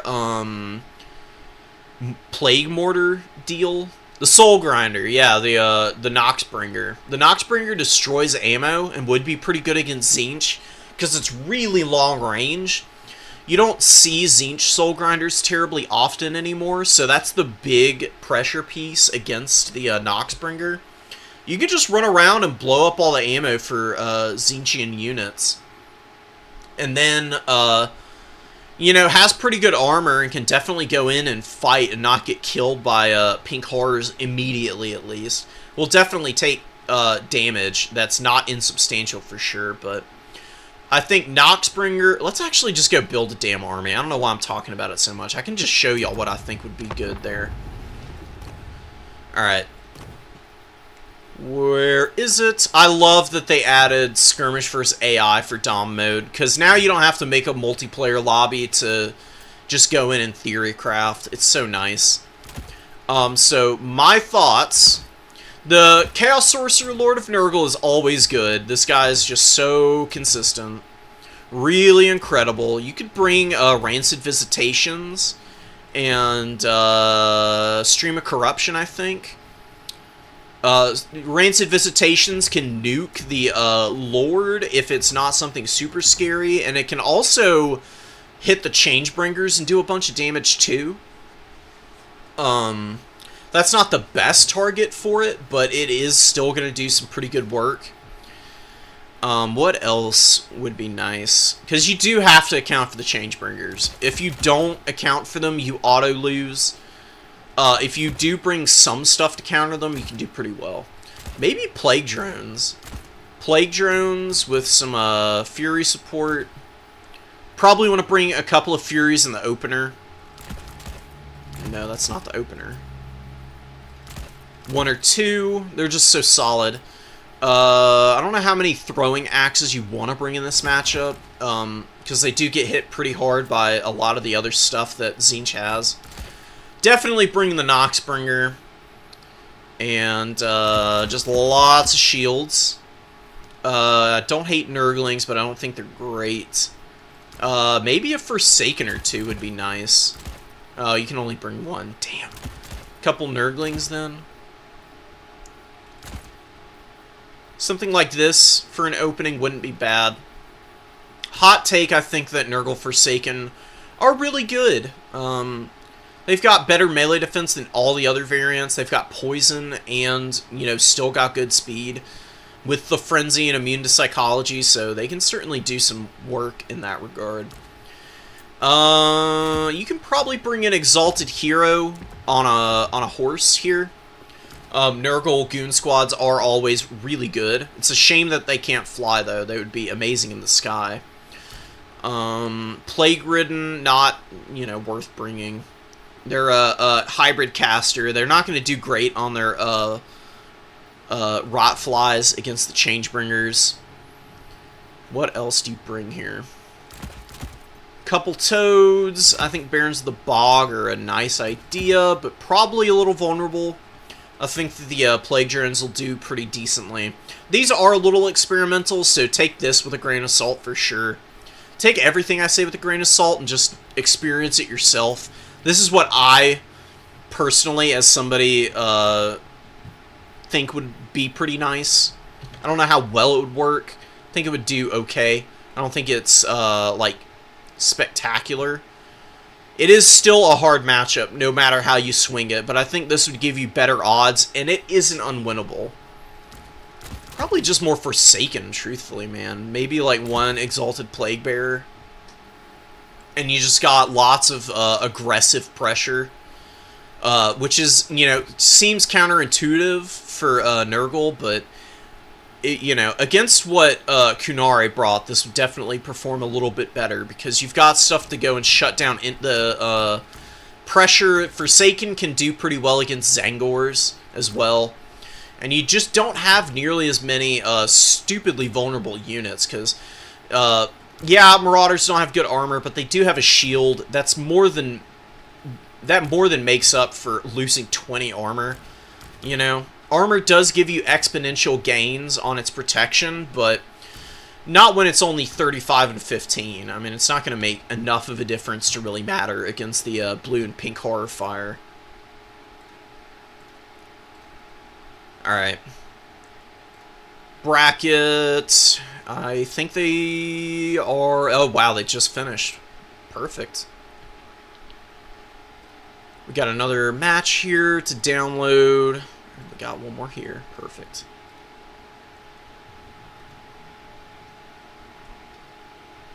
And somebody is saying that there is a laggy game, which is really unfortunate. Maniac and Corvus. So let's back out. Did Chicken advance the top yet? No, we haven't gotten our top 4 sorted yet. Let's go take a look at the signups. I'm gonna flip y'all over so you can see too. We've got Tima, Kunare, Hasnina, and Cyber Chaha at the top here. So this is gonna be our top 4, unless something wild happens in the next like 3 minutes. I don't see that happening though. And I'm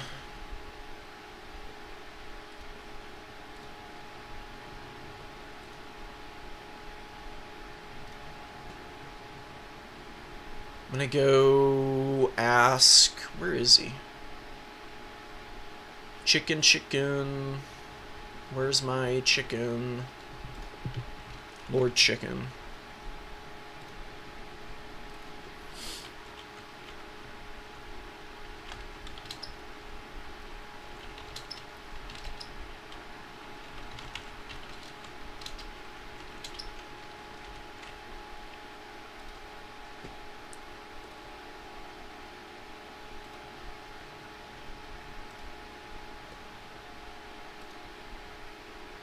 Okay, chicken is on it. I don't need to say anything. We got more games, man. Oh, thank you all you guys dropping replays here. This is beautiful. We're eating. Top 4 is up. Congrats to Tima, Kunare, Hasnina, and Impeccable. And we got another match. Oh my god. Oh, baby.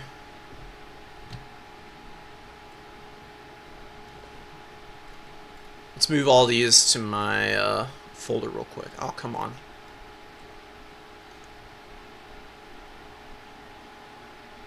Autosave replay. Hold on. We'll hold off on that. I need to probably need to just rename this real quick. Try and name your replays too, by the way, guys. Don't just send me the... I mean, you can send me the autosaves, obviously, but... if you just send the autosaves, they kind of end up overlapping, and I end up replacing stuff by accident. It's a match. Okay, there we go. And, you know, I want to get everybody's games cast if possible. You know, I don't want to leave anybody out in the cold, so to speak. Alright. I'm going to swap y'all back over to the game view, and let's... go check out that top 4 bracket.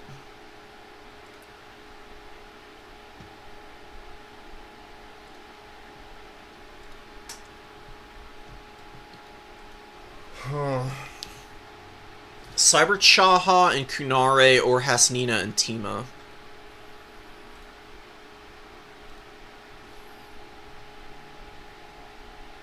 Well, regardless. Let's go. Let's see Tima. I don't think we've done any of their games yet.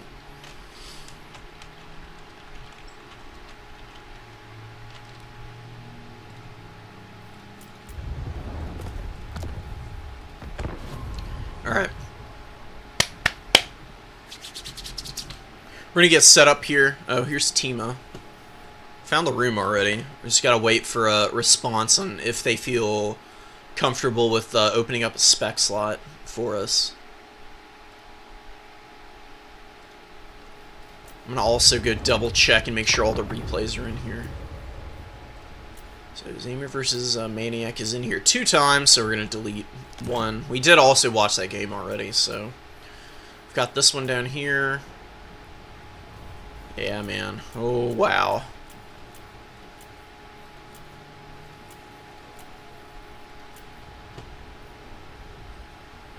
Hell yeah.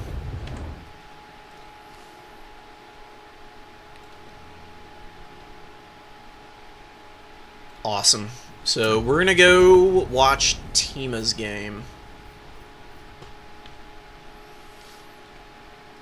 1, 2, 3. Cool, cool.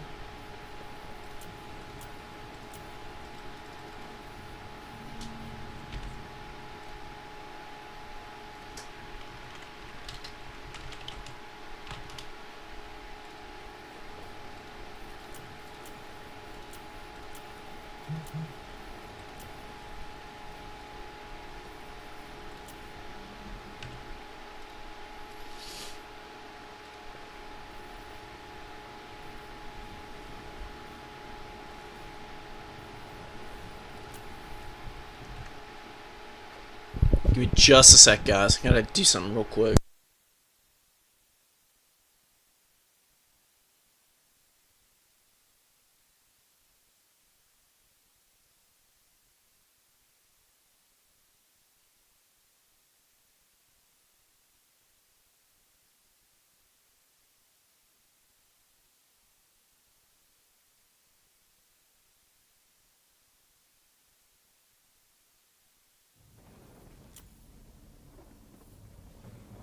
Bro. Alright, I return. Also, okay, alright, Teutonic. I hear you. That's an appropriately smart-ass comment to make. I love it. I'm pinning your message. Call me out, please. I love it.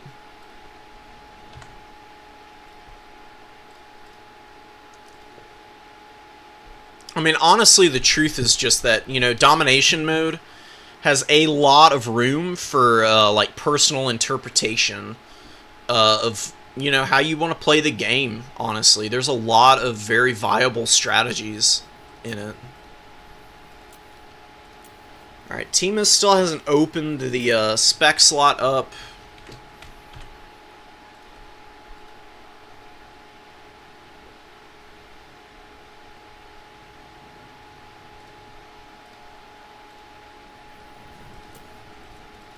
Please, I'm begging. And once again asking for your financial support.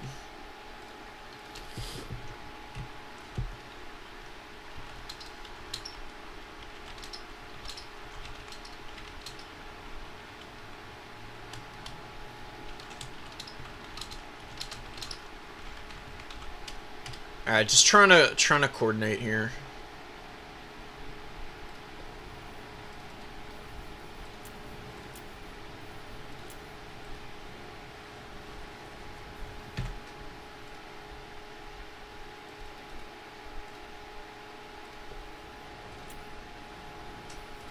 Jump code. Okay. Aha, there we go. Now we got it. Thank you.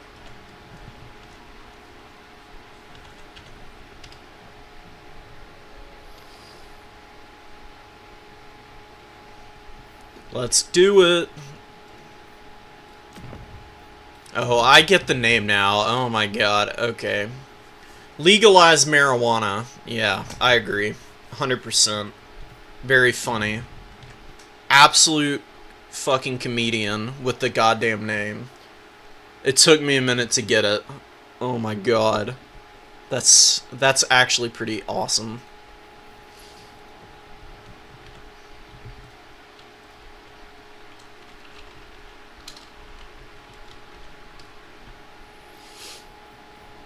Marialized Leguana. Alright, Haznina and... Oh, God. Let's, I gotta get away from this. I forgot that I've got y'all on the, on this. I'm exposing them. I don't want to give away their builds.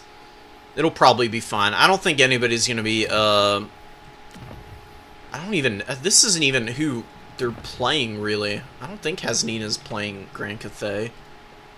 Are we gonna get a Grand Cathay game? Oh, my God. That would be so beautiful. I don't even know how long it's been since we've had one. I don't know why I'm looking here. I need to go into the Discord to see.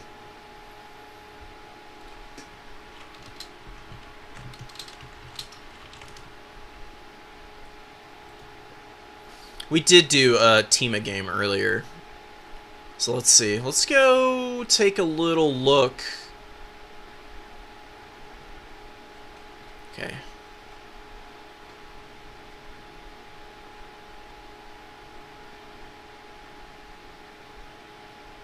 Haznina is on Grand Cathay. Oh my God. Oh, this is so beautiful.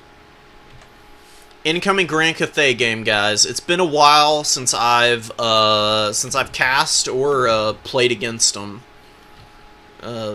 Several weeks at least. There's just not a lot of people who play them, unfortunately. They're a really fun faction, though. This is a pretty fun build, too.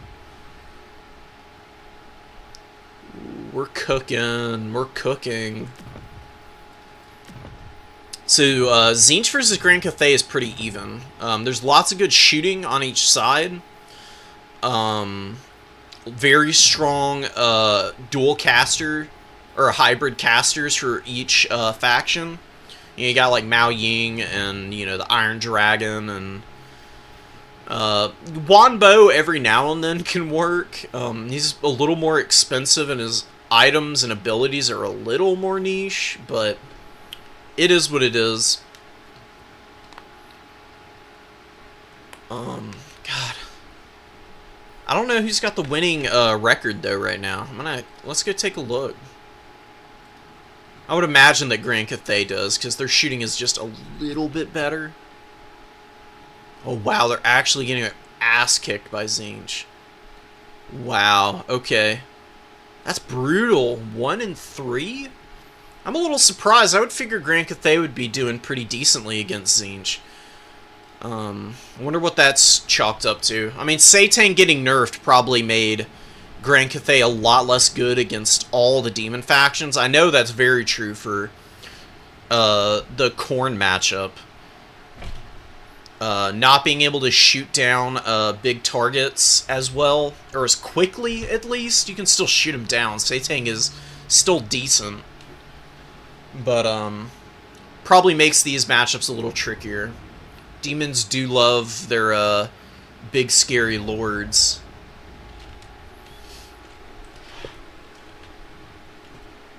Alright, let's kick it off, guys. We have a Gate Master in the Grand Cathay build. I don't know if y'all noticed that or not, but that's certainly something you don't see every day.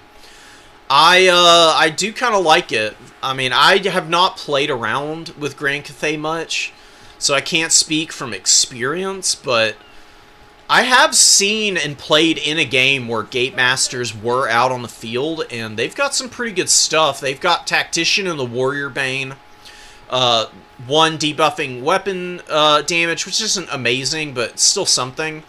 And Tactician is really nice because it's reload skill and melee defense. So you like stick them together with some like really high DPS missile units, and you can do some really nasty stuff. Lots of Jade Warriors, yeah, Gate Master, Zhangu War Drum, love it, love it. Jade Warrior Crossbowmen.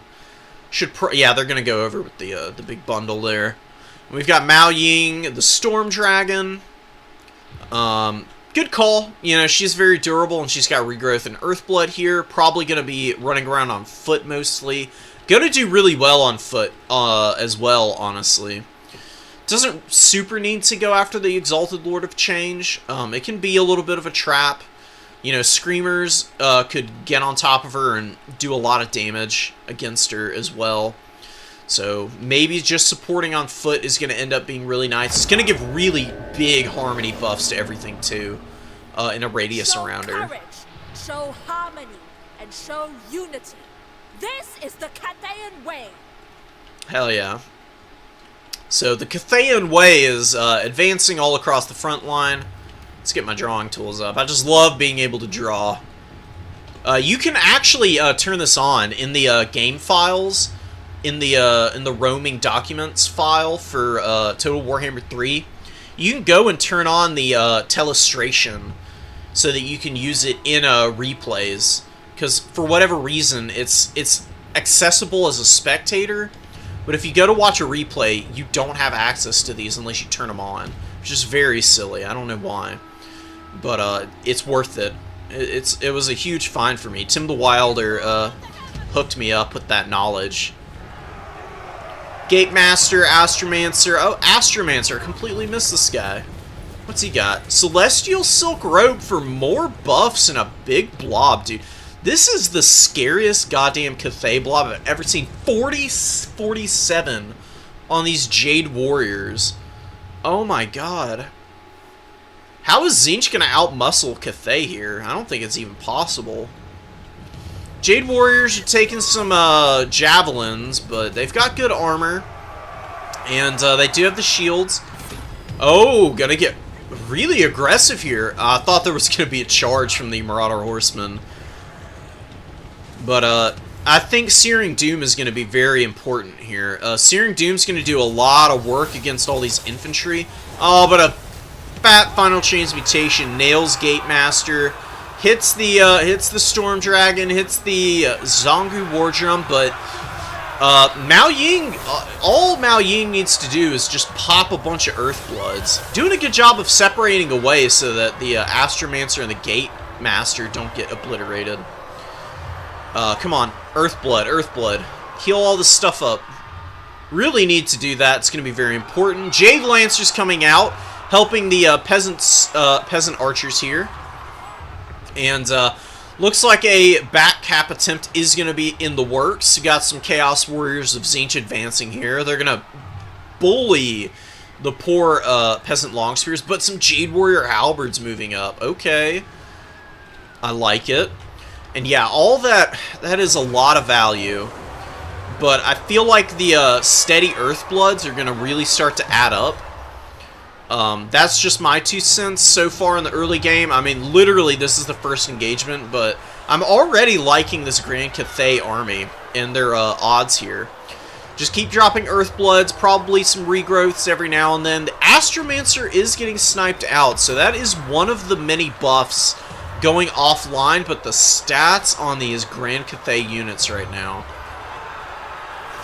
still just astronomical. They're going to beat these Zangors in combat, probably, which is crazy to think. You never think of Jade Warriors being able to outmuscle units like Zangors or Chaos Warriors, but they might be able to here if they just keep going. With the buffs from the... Oh, look at the Zongu War Drum. What the hell is this? 70 melee attack on it? Oh, Wrath of the Storm is active. That's funny, man. I don't know if that was a miscast or not, but regardless, that's pretty memey. God damn. I can't. This game. You got Mao Ying and the Gatemaster fighting the Severed Claw. This is going to be a tough fight for them. These guys are pretty beefy. They are getting debuffed by the Vambraces of Yin. I like it. Definitely a good item to have here. Another Final Transmutation coming in. Is this going to be able to do enough, though? I'm not 100% sure. Mao Ying is going to be very resilient here. She's got some spell resist, too.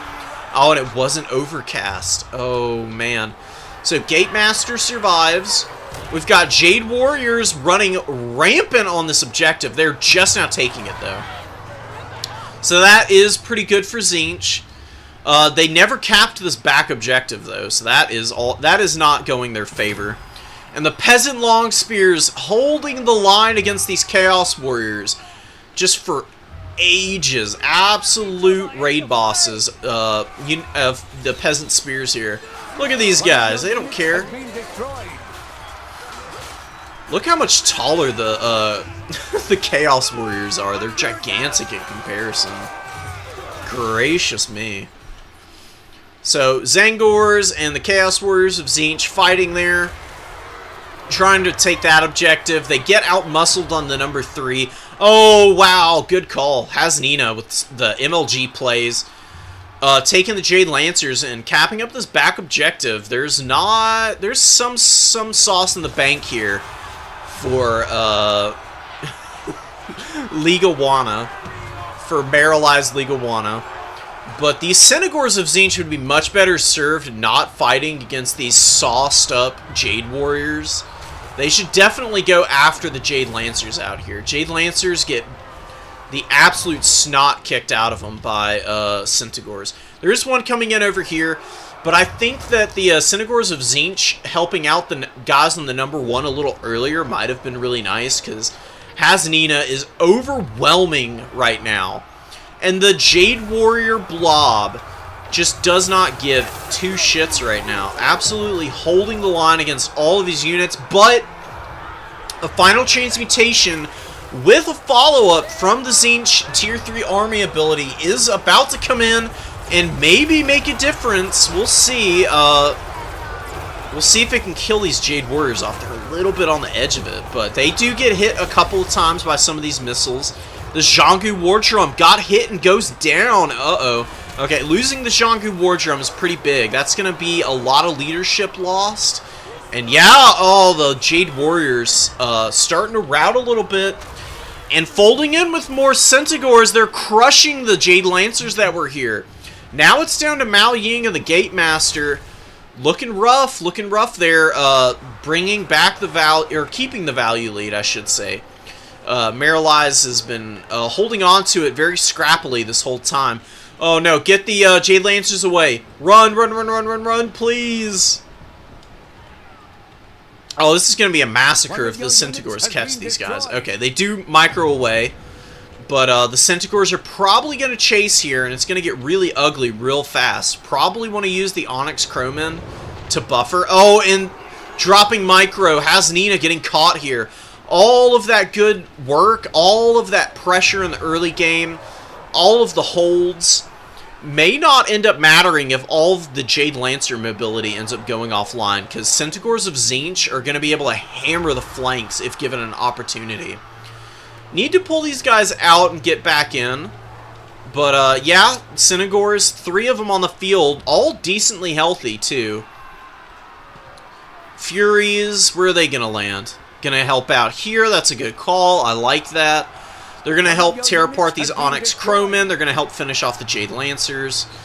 And Hasnina pushing up with the 2 Jade Warrior Halberds onto the number 2 and going to be taking that now. And more warriors showing up. Hordes and hordes. We've got a Cathay Tide coming in now. Starting to outmuscle on the number 3 as well, man. This game, dude. All these Centaurs are nice and healthy. They definitely need to be fully utilized, though. Severed Claw is about to go down here. They didn't do too hot either. They've been getting worked on by Mao Ying here.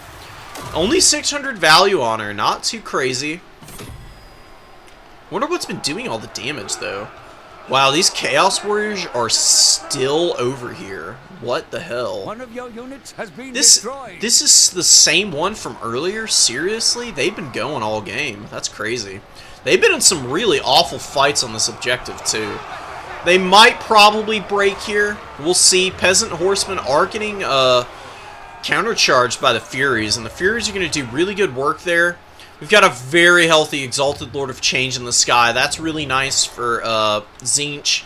How much value now? 3,400. Pretty good, but I think that the Earthbloods have been mitigating a lot of the damage from that guy. A Zhangu War Drum coming back out. Centaurs can do good work against it, but there are some Peasant Horsemen here. They're going to be doing a little bit of damage in return. They've actually got better combat sets than the Centaurs of Tzeentch here, who do have 1,300 value now, paying for themselves nicely. Mao Ying I wouldn't waste my time fighting Mao Ying. I mean, she might have another regrowth, and she'll just heal herself up. I would imagine going after the number 1 here, or just trying to intercept Cathay units as they come in onto the number 2 is going to be better, but God, the demons are so weak. I thought that maybe Marilize was going to be able to flip this game for a second there, but I think that the holding power of that blob here on the number 3 objective was just strong enough to give Hasnina time to just start bringing in overwhelming numbers, because Tzeentch has like 3 or 4 units on the field, basically. We've got a dead Centaur back here. We've got one Centaur being overwhelmed by Jade Lancers and Peasant Horsemen here. Losing these guys is going to hurt. The Exalted Lord of Change is very healthy, but has no cap weight. Not a lot of magic, I imagine, either. So, gonna really lose a lot of impact on the battlefield here. Man, oh man. Hasnina with the MLG plays out here. Coming in with a blob that is really obscenely durable. The Astromancer with the Gatemaster and the debuffs and buffs, respectively, from all of those items, proving to be pretty incredible. Definitely putting in a lot of work. Microing out of the Searing Doom really nicely, taking only a little bit of damage. Could have been a lot worse. They were really blobbed up on that Lord of Change there. Big old chicken hammering into the crossbows here, doing a lot of damage to them. Look at the harmony and everything. Still holding, though, but they do move out of range of the Zhanggu War Drum, so Icon of the Great City's not quite making its difference felt there. Onyx Crowmen diving the Chromatic Abominations here. It's going to be pretty unfavorable for those guys. These Onyx Crowmen are pretty good in melee combat, and they do have the magic damage, so they're going to start shredding these little guys, unfortunately. But Chromatic Abomination's getting a little bit of value back, but losing them is going to be real bad. That's pretty much the last of the hopes for holding on to this number 2 objective for Tzeentch. They're pretty depleted on supplies. They've got some Zangors coming in. There's some more Centaurs on the field. Where did the Centaurs go, though? They should not be continuing to grind into this blob. They should pull back and get their shields up and maybe go make a play elsewhere. I don't know if this is possible. The Cathay is at the triple cap range, I'm pretty sure. Right? Yeah, triple cap territory. And Tzeentch not even going to be able to take back this number 3. There's just too much here. So I think this is going to be GG's for Hasnina, with some really clean Grand Cathay play. I love to see it. Grand Cathay is so cool. So many fun units. They can be frustrating to fight, but honestly, that is kind of how a faction like this should play. I mean, that's kind of their whole shtick, is just being absolute immovable bastards. So they're moving up, and they're making their presence felt on the objectives here. And yeah, I mean, Hasnina did a good job of holding early, because Tzeentch was out-muscling a little bit in the early going, but Hasnina took control of number 3, held on to the number 1 here, and made some plays on this back objective that kind of put some pressure on Tzeentch to respond, and maybe drew away just enough attention from the middle to, you know, eventually just reinforce spam, which is a good call with Cathay. You know, once you get into the late game and you actually have objectives, you are in a nice spot. It's if your formation gets broken in the early going or in the mid game, and you can't reconstitute a response force, that you really fall behind.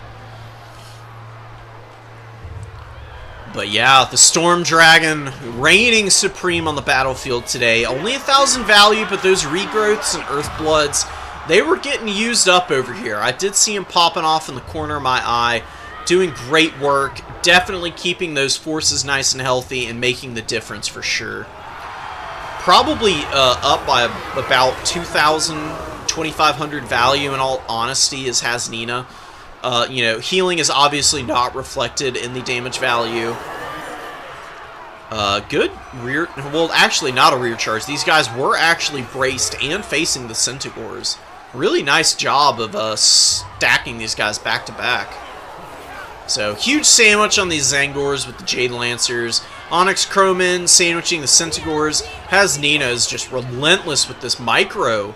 So clean. Absolutely amazing stuff. And yeah, Marilize just not quite able to pull it off here against Grand Cathay. Really, really well played game there by Hasnina. I would honestly hazard to say maybe the favorite for me going into the finals here.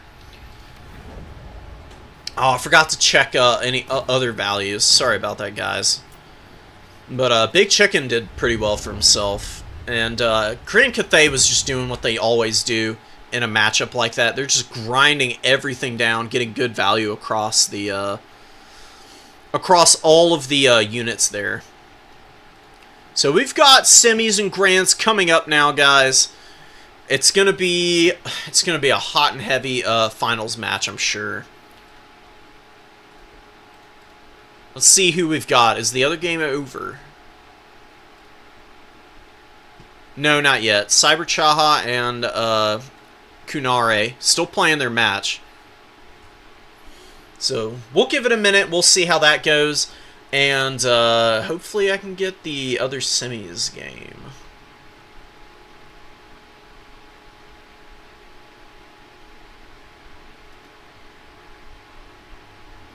Oh, Impenetrable is Cyber. That makes sense. Okay. I prefer to just use whatever name is on the screen, though, honestly, because I know people change their Discord stuff all the time. And Steam profile names change a lot, too.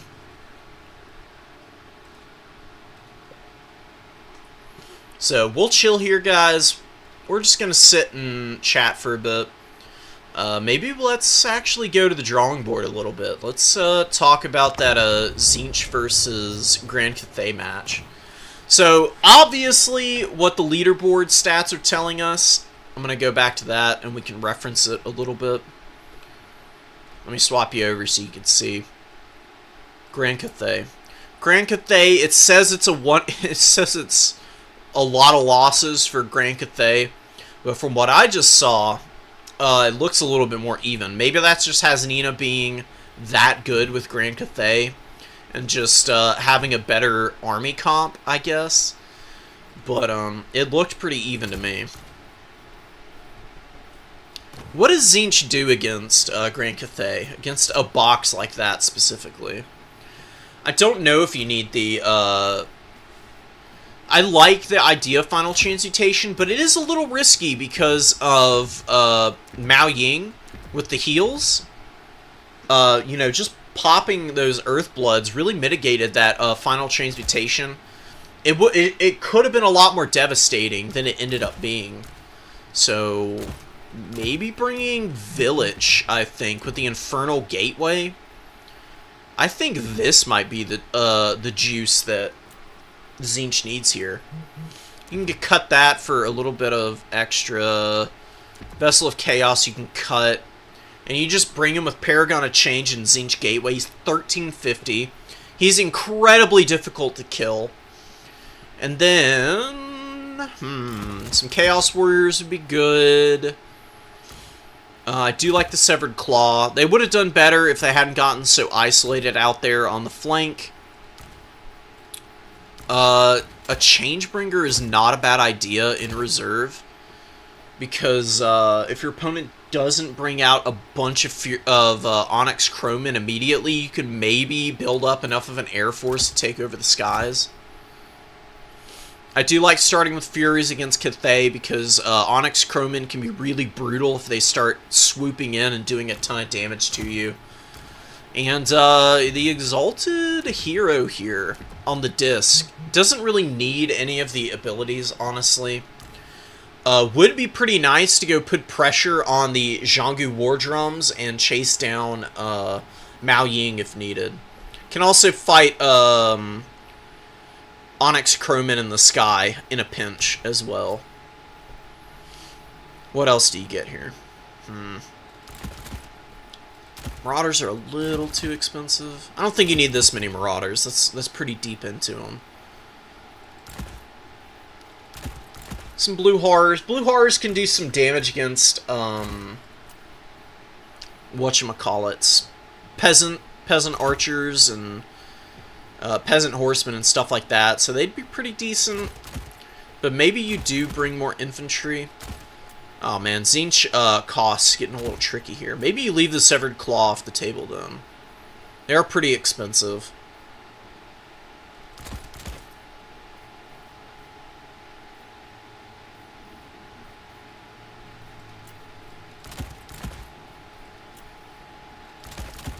Couple Marauder Horsemen I like. Got one Fury in the Sky. You can bring a couple more.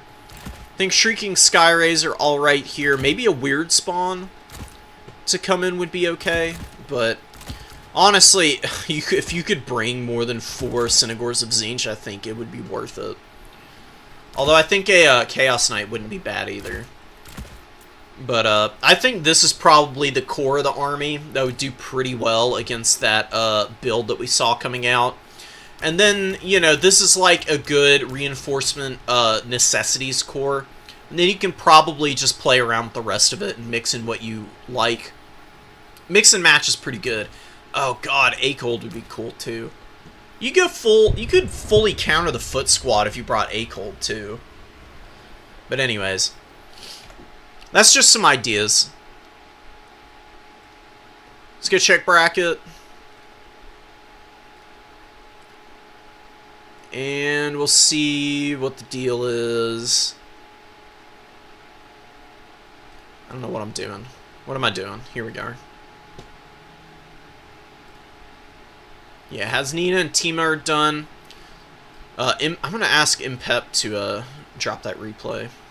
I do want to watch it. Even if we do end up knowing... I mean, we're obviously going to know the outcome.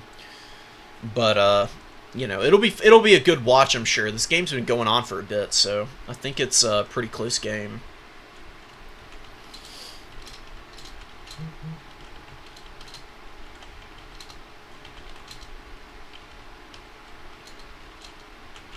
I'm going to just drop that in there. We'll see if they respond.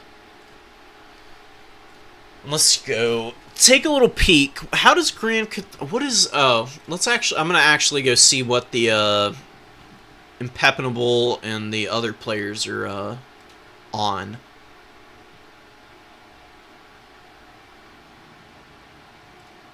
We got another replay here. Cool.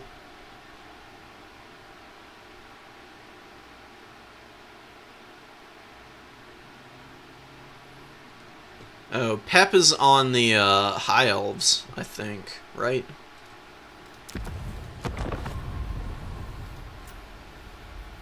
Yep.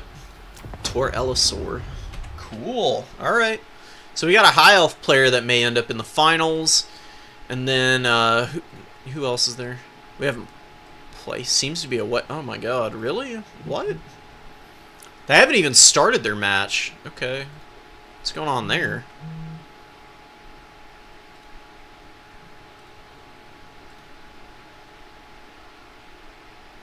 Okay. They seriously haven't played their match? That's so bizarre. Where is Kunare? Just disappearing on us.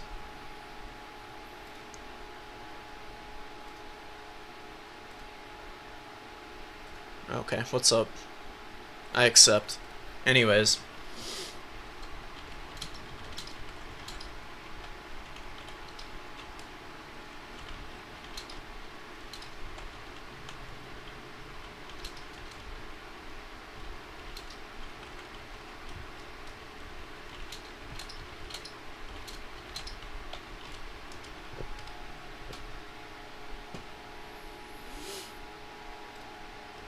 Alright, well, if maybe we can live cast Kunare and Chaha, because they have not played yet.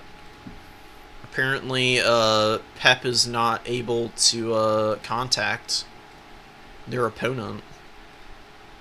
So we'll see about that.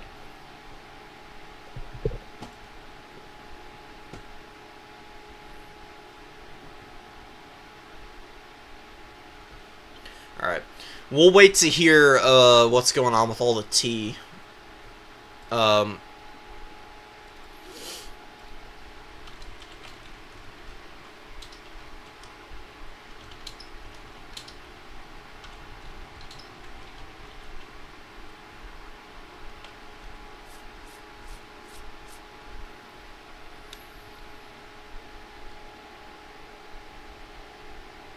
Okay. I'm just trying to figure out what's going on here.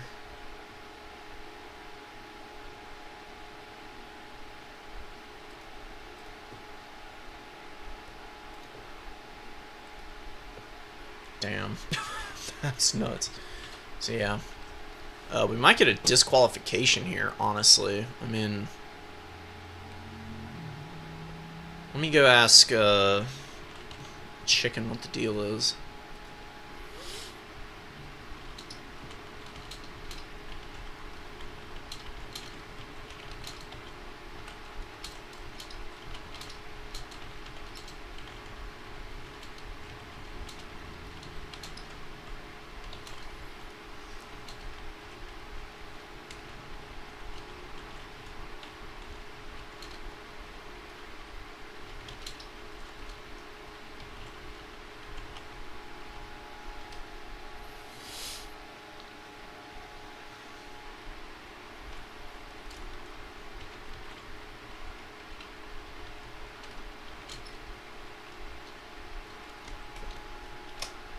Alright, let's just wait to hear back from Lord Chicken here.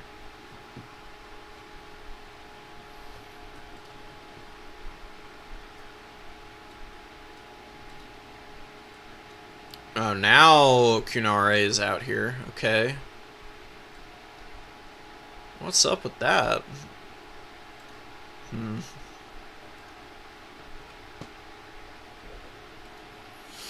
Well, we'll see what's gonna go on here, because this is kind of wild.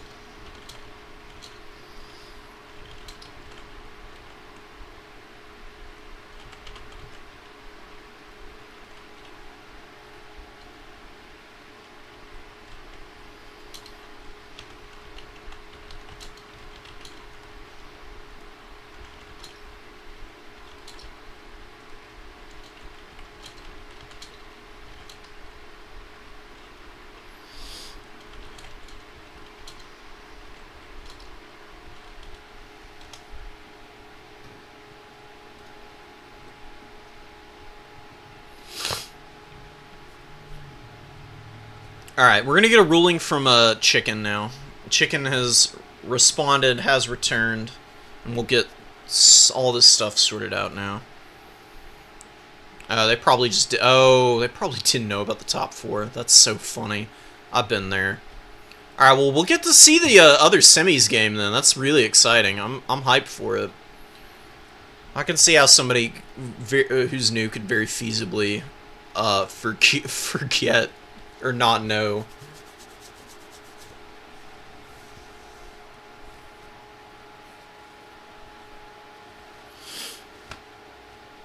Alright.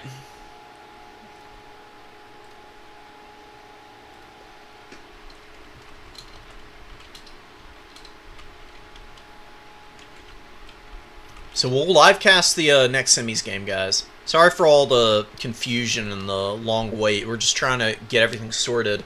We don't want anybody to, you know, I mean, we don't want anybody to miss out on their opportunity to play their tournament matches. It's just, you know, it sucks that Pep has been sitting here for like 30 minutes not knowing what the hell is going on.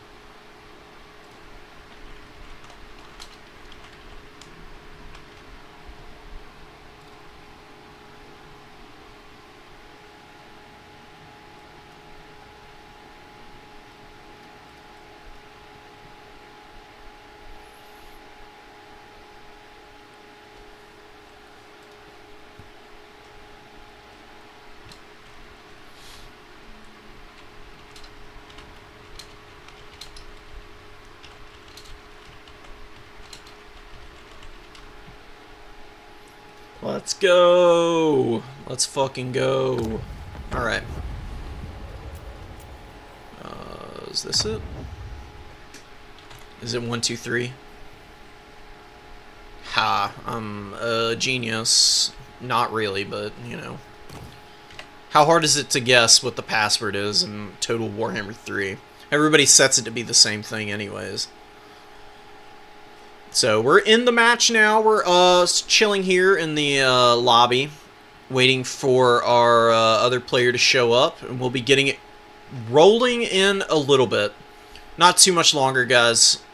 Like I said, you know, stuff like this happens.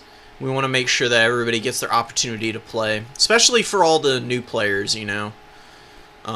Mix-ups happen all the time. I've definitely been on the receiving end of not knowing who the fuck I'm supposed to be playing, because their Discord name is completely different from what it shows in the Total Tavern settings, and then also on like Steam and everything.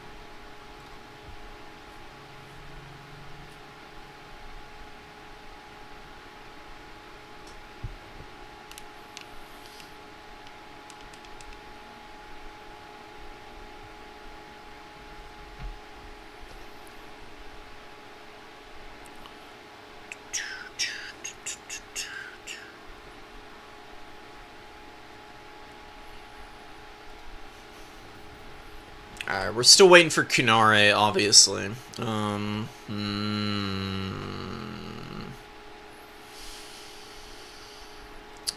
What do we get up to in the meantime?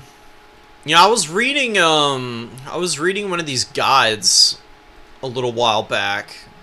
Y'all should go check out the few guides that are actually on the Total Tavern site. Where the heck is it? Blogs, here it is. Read. Oh my goodness. Identifying the aggressor. I read like half of this. Very worth reading up on. It is absolutely incredible. It will give you so many good tips and tricks and things to keep in mind during your Dom games. 5 tips to succeed in Dom tournaments. It's pretty nice. Dom mode, just brainless infantry spam. Chaff wins games. I'm gonna read this. This one's pretty short, so it's worth it. If you've watched any competitive Total Warhammer, I'm going to swap y'all over so you can see. If you've watched any competitive Total Warhammer, no doubt you'll see most players taking 5 to 8 cheap melee infantry units, often referred to as chaff.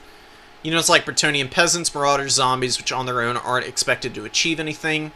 They don't have particularly good stats, usually low leadership, and no special abilities outside of the expendable trait. So why do top players consistently bring them? Using chaff to win fights. This is very important. Maybe one of the most important thing to learn in Total Warhammer is how multi-entity models interact with one another. When you click for one unit to attack another, the models who get close to one another will randomly choose which enemy model to attack, rather than aiming for whatever in front of them may have the most value. Say, for example, an ogre model is given the choice to attack either a poor innocent Cathayan peasant or a Jade Lancer who's discharged straight into his unit. The ogre will randomly decide which of the two deserves to be smacked with his club. For the Jade Lancer, this is a fantastic trade-off. A few of his peasants may die. You know, Lord Farquaad moment. Some of you may die. But he has a good chance to avoid the majority of the damage coming back at him. That's not all to it, though. If a unit has a hefty swing of splash damage, this will be split between each of the models hit. Even if the more expensive unit is the direct target of the attack, the damage it would do would still be split between all the models hit during the swing. To go back to our example earlier, say the Ogre decides to go for the Jade Lancer. The splash damage he does will be split between that Jade Lancer and the Peasant. One way to think about these peasants is that they're acting as an additional HP pool for the cavalry on top of them, allowing them to take much less damage than they otherwise would. As a result, a unit that fights on top of infantry will almost always get better value than a unit that doesn't. Okay, they've left the lobby. What is going on here? We're moving lobbies, hold on. Failed to join, game full. That's fine. Okay. I'm rejoining the game. And I'll keep an eye on it. I'll let y'all know when it kicks off, obviously, and I'll swap you over. As you can see below, here's the result of Jade Lancers fighting without a peasant's help. They're not doing hot. They're, you know, they won the fight, but they got the crap kicked out of them at the same time. And here's the same fight with peasants beneath them. You can see the peasant long spears here. Peasant long spears are really good into ogres anyways. So, and the Jade Lancers helping out keeps both units really healthy, and that's pretty brilliant. These Jade Lancers are much healthier, and with spear support could probably take out another 3 or 4 units of ogres. I don't know about 3 or 4, but definitely another like 2 or 3. Total War Hammer 3 isn't just about winning fights, though. To succeed in domination, you will have to be able to take and hold objectives. For factions like Nurgle, who lack the shock damage of other factions, sometimes playing purely for points is the key to victory.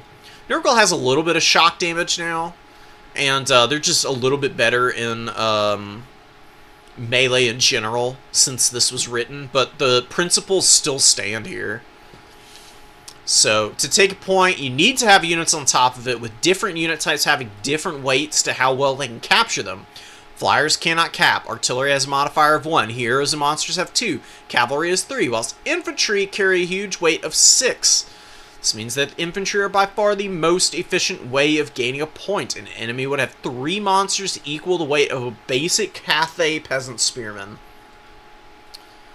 Is this true? I think this is different. I think this has changed. I don't think peasant spears have that good of cap weight now. Jade Warriors certainly do, so just for sure you can count on Jade Warriors to have the same situation as what's being said here. I think this is different now. I think peasant spears have less cap weight.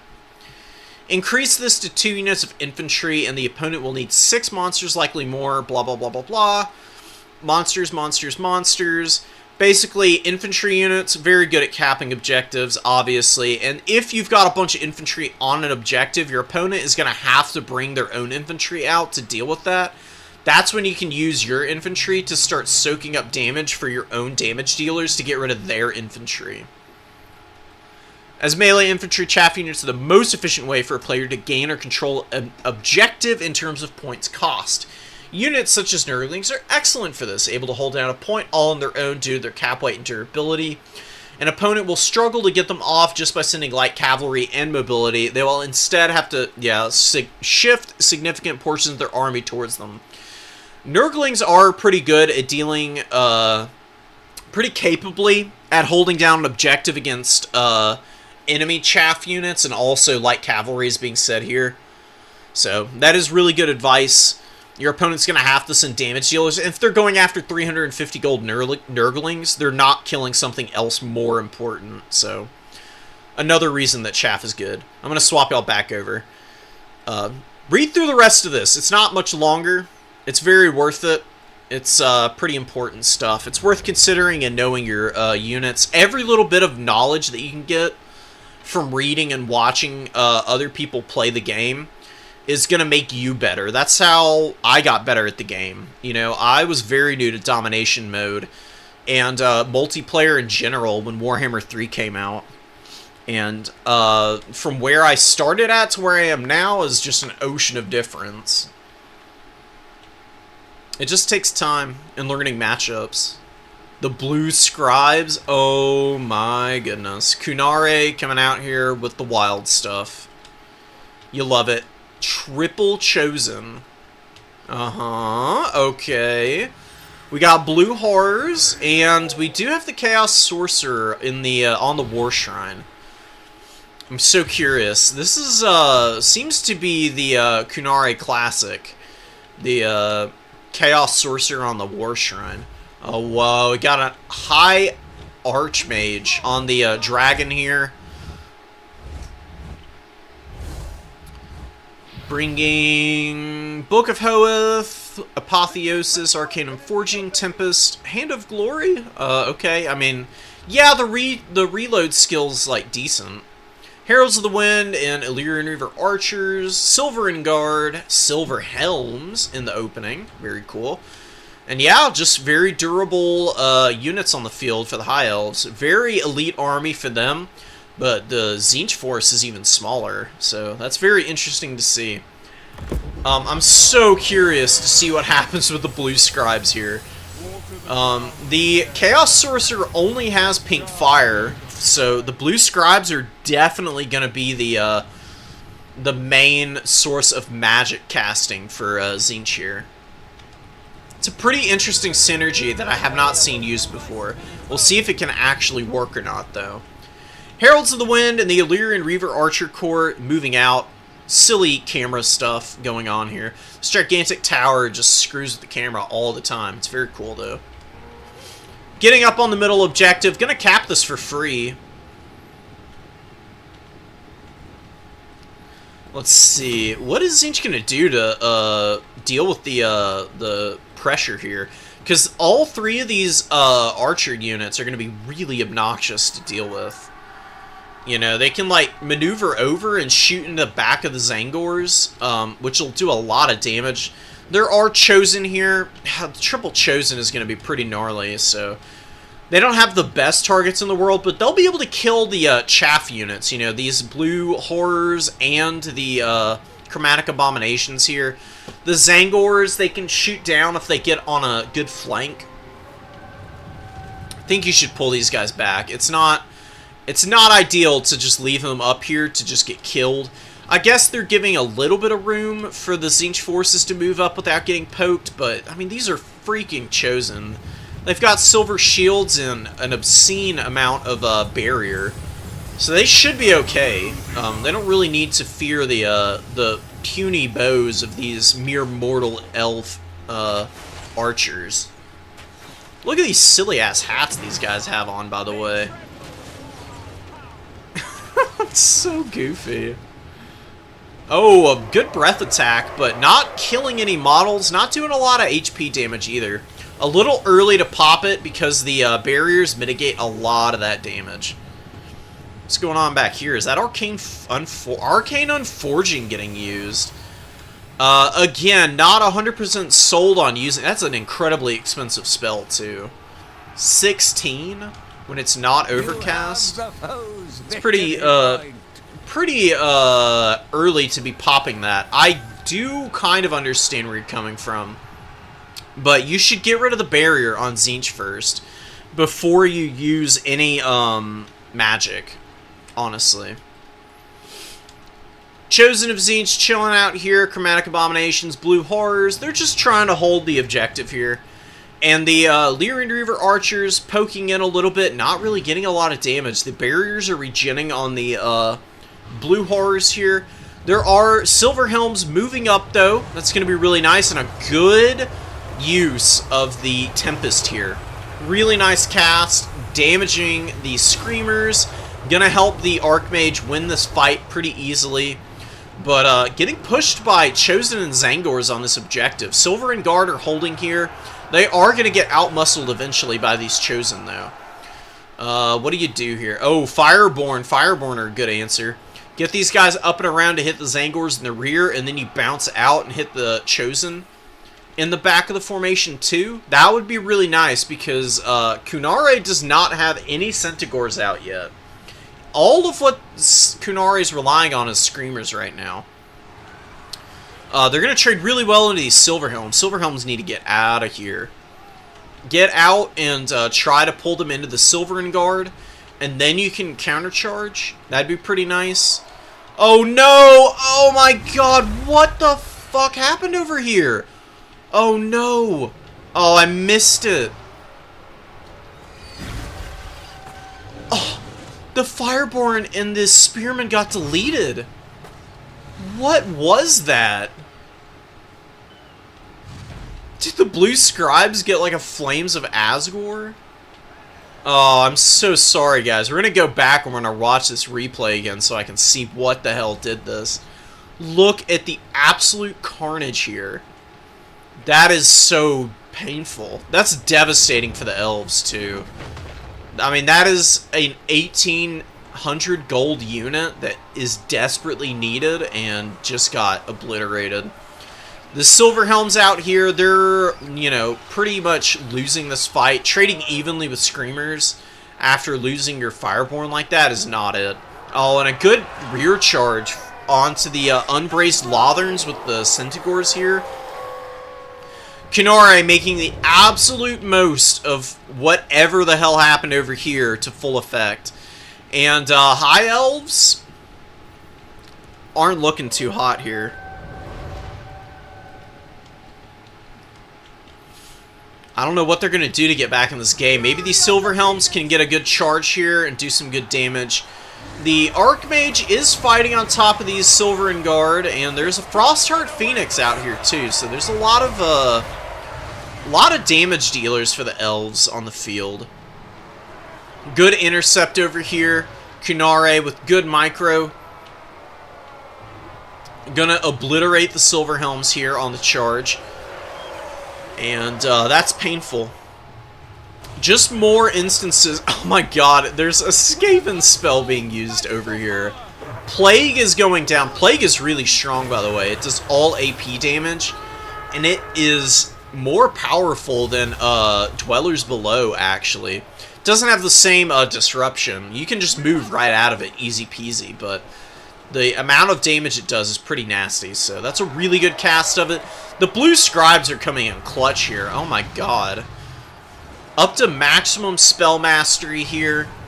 So just even more devastation from the spells that do get cast. 167 spell mastery. Absolutely filthy. Kunare making this build work is pretty incredible. Giver of Arcane Glory's got some charge on it. Not the most in the world, but that's still decent. It's giving a little bit of reserves and power recharge. Also a little bit of spell mastery, too. How much was it saying? 8%? Yeah, 8%, up to 30%. So this insistence upon using spells as the DPS is actually going really well here. Chosen are about to beat the hell out of these Rangers if they know what they're doing. Just get right up in there and obliterate those guys. Chosen always win that fight. Good Tempest. The Archmage is not giving this up.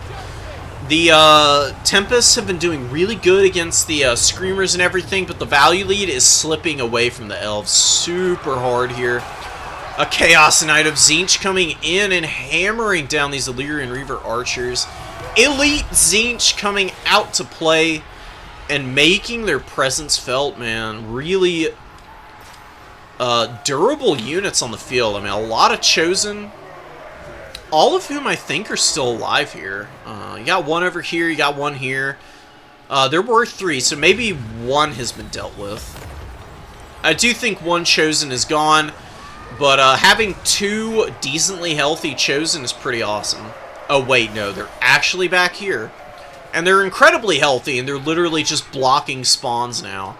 Wowee. Kunare has completely owned this game. That was a really quick match. I'm going back through it again, though. I want to see what actually landed on the Fireborn there. What the hell? Does anybody have any idea what that could have been? Because that was crazy, the amount of damage. And with the blue scribes, it could have been fucking literally anything. Alright. Jumping back in here. We're gonna get the money shot. I want the money shot for y'all. I can't leave it without it.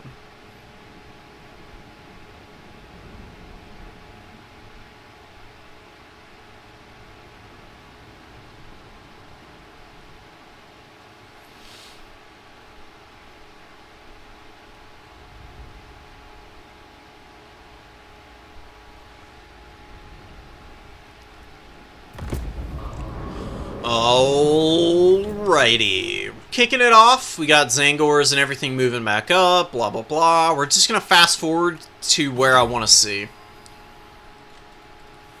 Just for my own edification, I need to know what can kill the Fireborn that quickly. So yeah, skirmishing in the early game. Kunare did as much damage as Kunare was taking on these blue horrors. Just pulling them back at the perfect time to regen barrier was really smart. Mitigating all the damage that these Illyrian Reavers can do. Alright, here it comes. So we got the Fireborn chilling over here. They're going to get up into combat on these Zangors, and then we're just going to see absolute mayhem unfold.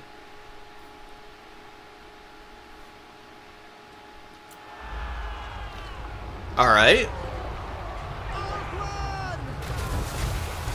It is Flames of Asgore. You have got to be fucking kidding me. Oh my god. How lucky can you get? Absolutely rolling the dice on that. Wow. Oh, that sucks. I feel really bad for Pep. I mean, that Flames of Asgore is basically what won the game there for Kunare. I mean, Kunare is playing really well, but I think Pep would have had a better shot if he hadn't gotten hit by that Flames.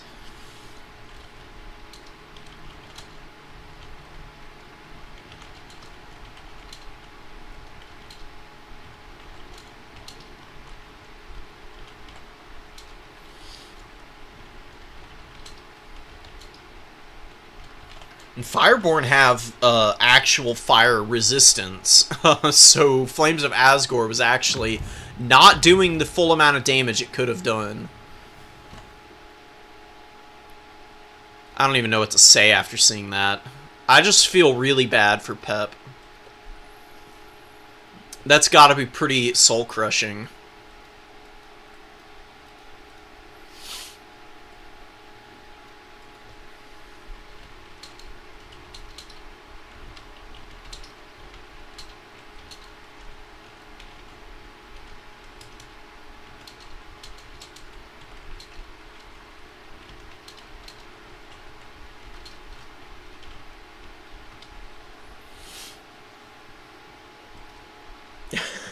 Pep says, I hate Zinch.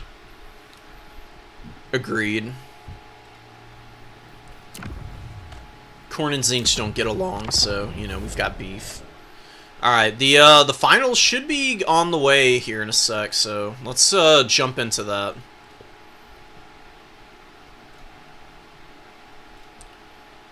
Where the heck are these guys?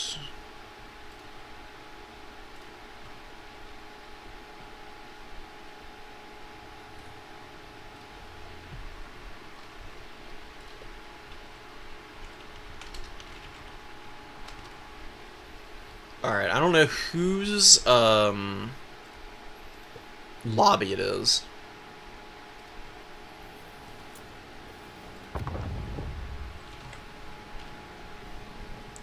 Is Pep still in here, or is this the, yeah, Pep is here, okay. So, we gotta wait for a response on Spec Slot.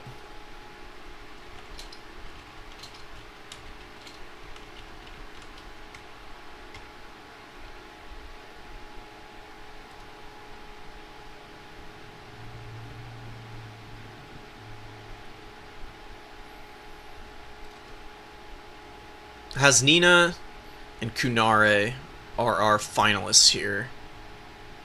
Trying to get a spec slot from them.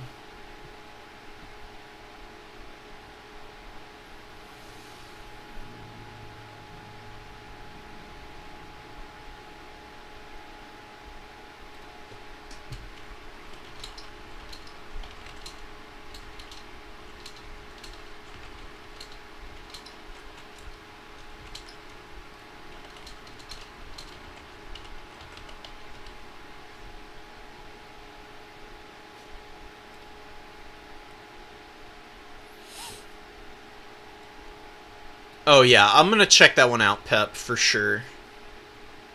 Oh wow. That close? Definitely gonna...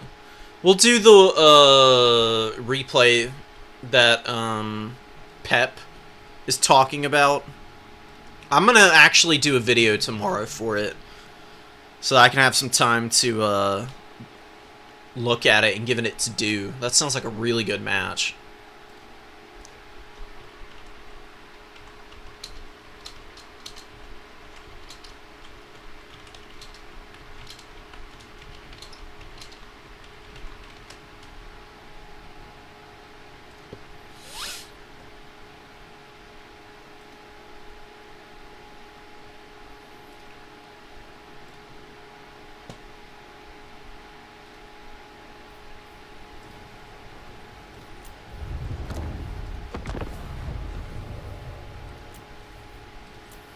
Alright.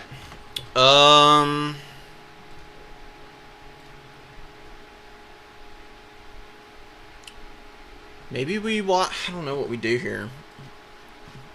Kunare is not super responding.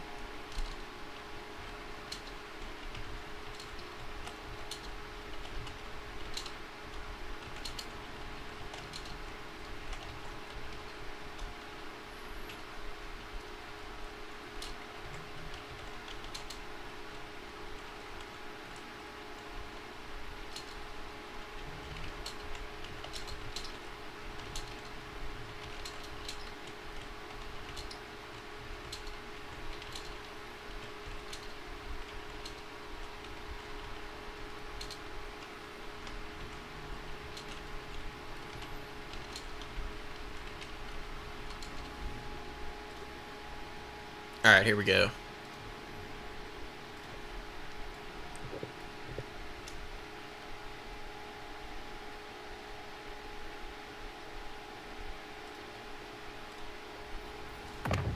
Got our code.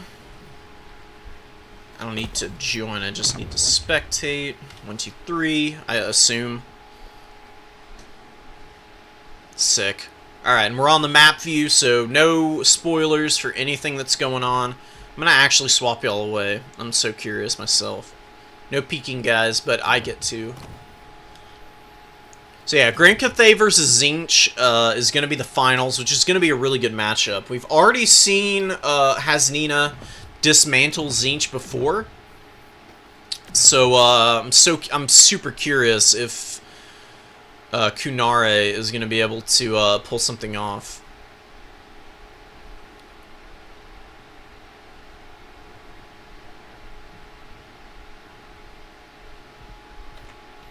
I'm going to actually ask.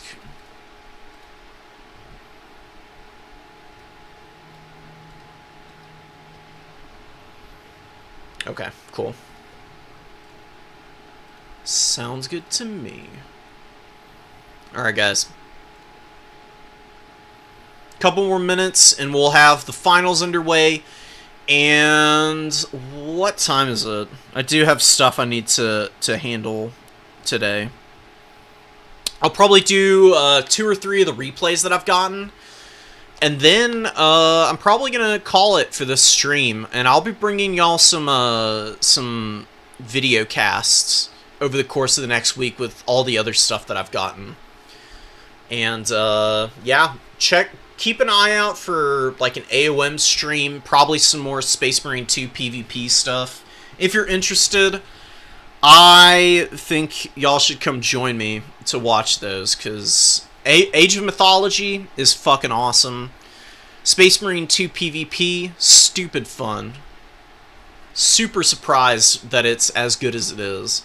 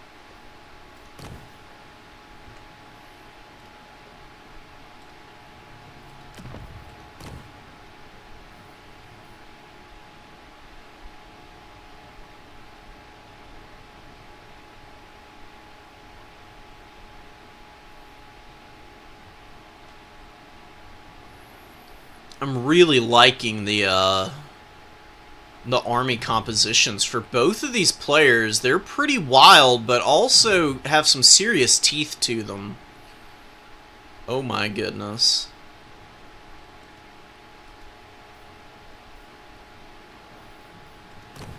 Alright. I'm about to swap y'all back over, and we'll get Hasnina and Kunare's finals game for the beginners tournament here. And we'll see how this plays out. Honestly, my money is on Hasnina. I mean, having seen them already take apart Zinch, I wouldn't be super shocked if they pull it off again here.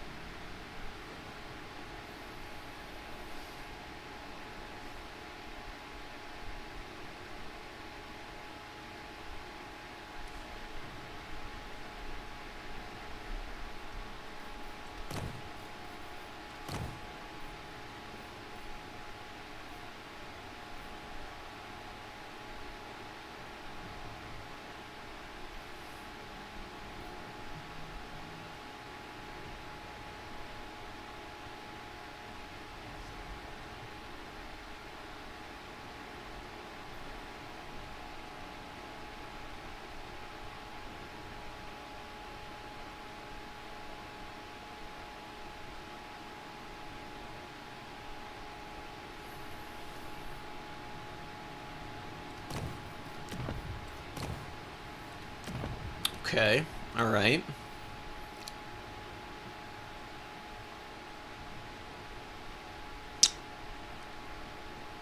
Cool.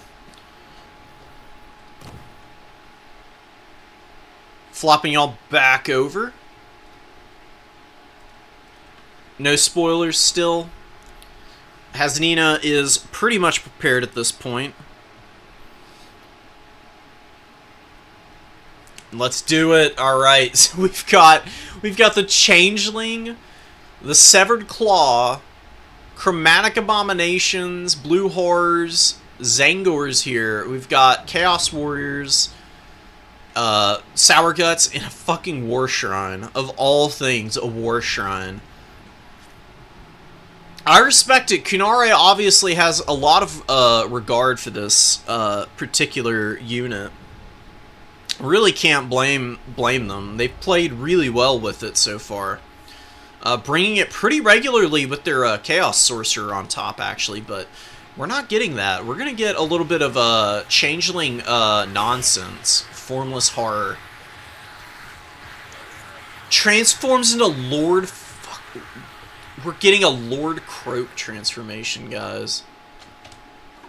I'm shook. I'm shook. We got the Ghost Toad coming out. That might honestly devastate the Cathay forces, truly. We're going to have to see, though. I mean, it could end up backfiring. It could end up not really being all that useful. Those spells take forever to wind up, but they're so powerful. So, Jet Lion, Astromancer, Mao Ying, Zhanggu War Drum, lots of Jade Warriors. Halberd variants mixed in here, and regular variants. I like mixing in the Halberds. The Halberds, yeah, they take a little extra damage from the shooting that Zinch has, but it's not AP shooting, you know? And the Jade Warrior Halberds have pretty good armor, so they'll be doing okay. And it would be really nice to have those Halberds in the AP against, you know, the Chaos Warriors and potentially Chosen. But no Chosen in this build. Kunare has been mixing it up all day. Some consistencies across all the builds, obviously, but that's, you know, people find their playstyle and want to support it as much as possible. The Changeling's speech is so quiet. I didn't hear a freaking thing he said. What are you saying? Please speak louder. Alright, so we'll see when this, you know, disgusting void monstrosity actually swaps over to Lord Croak. Keeping the Changeling in the forest. Is it hidden? Yes, Changeling hidden. Jet Lion up on the objective, taking point.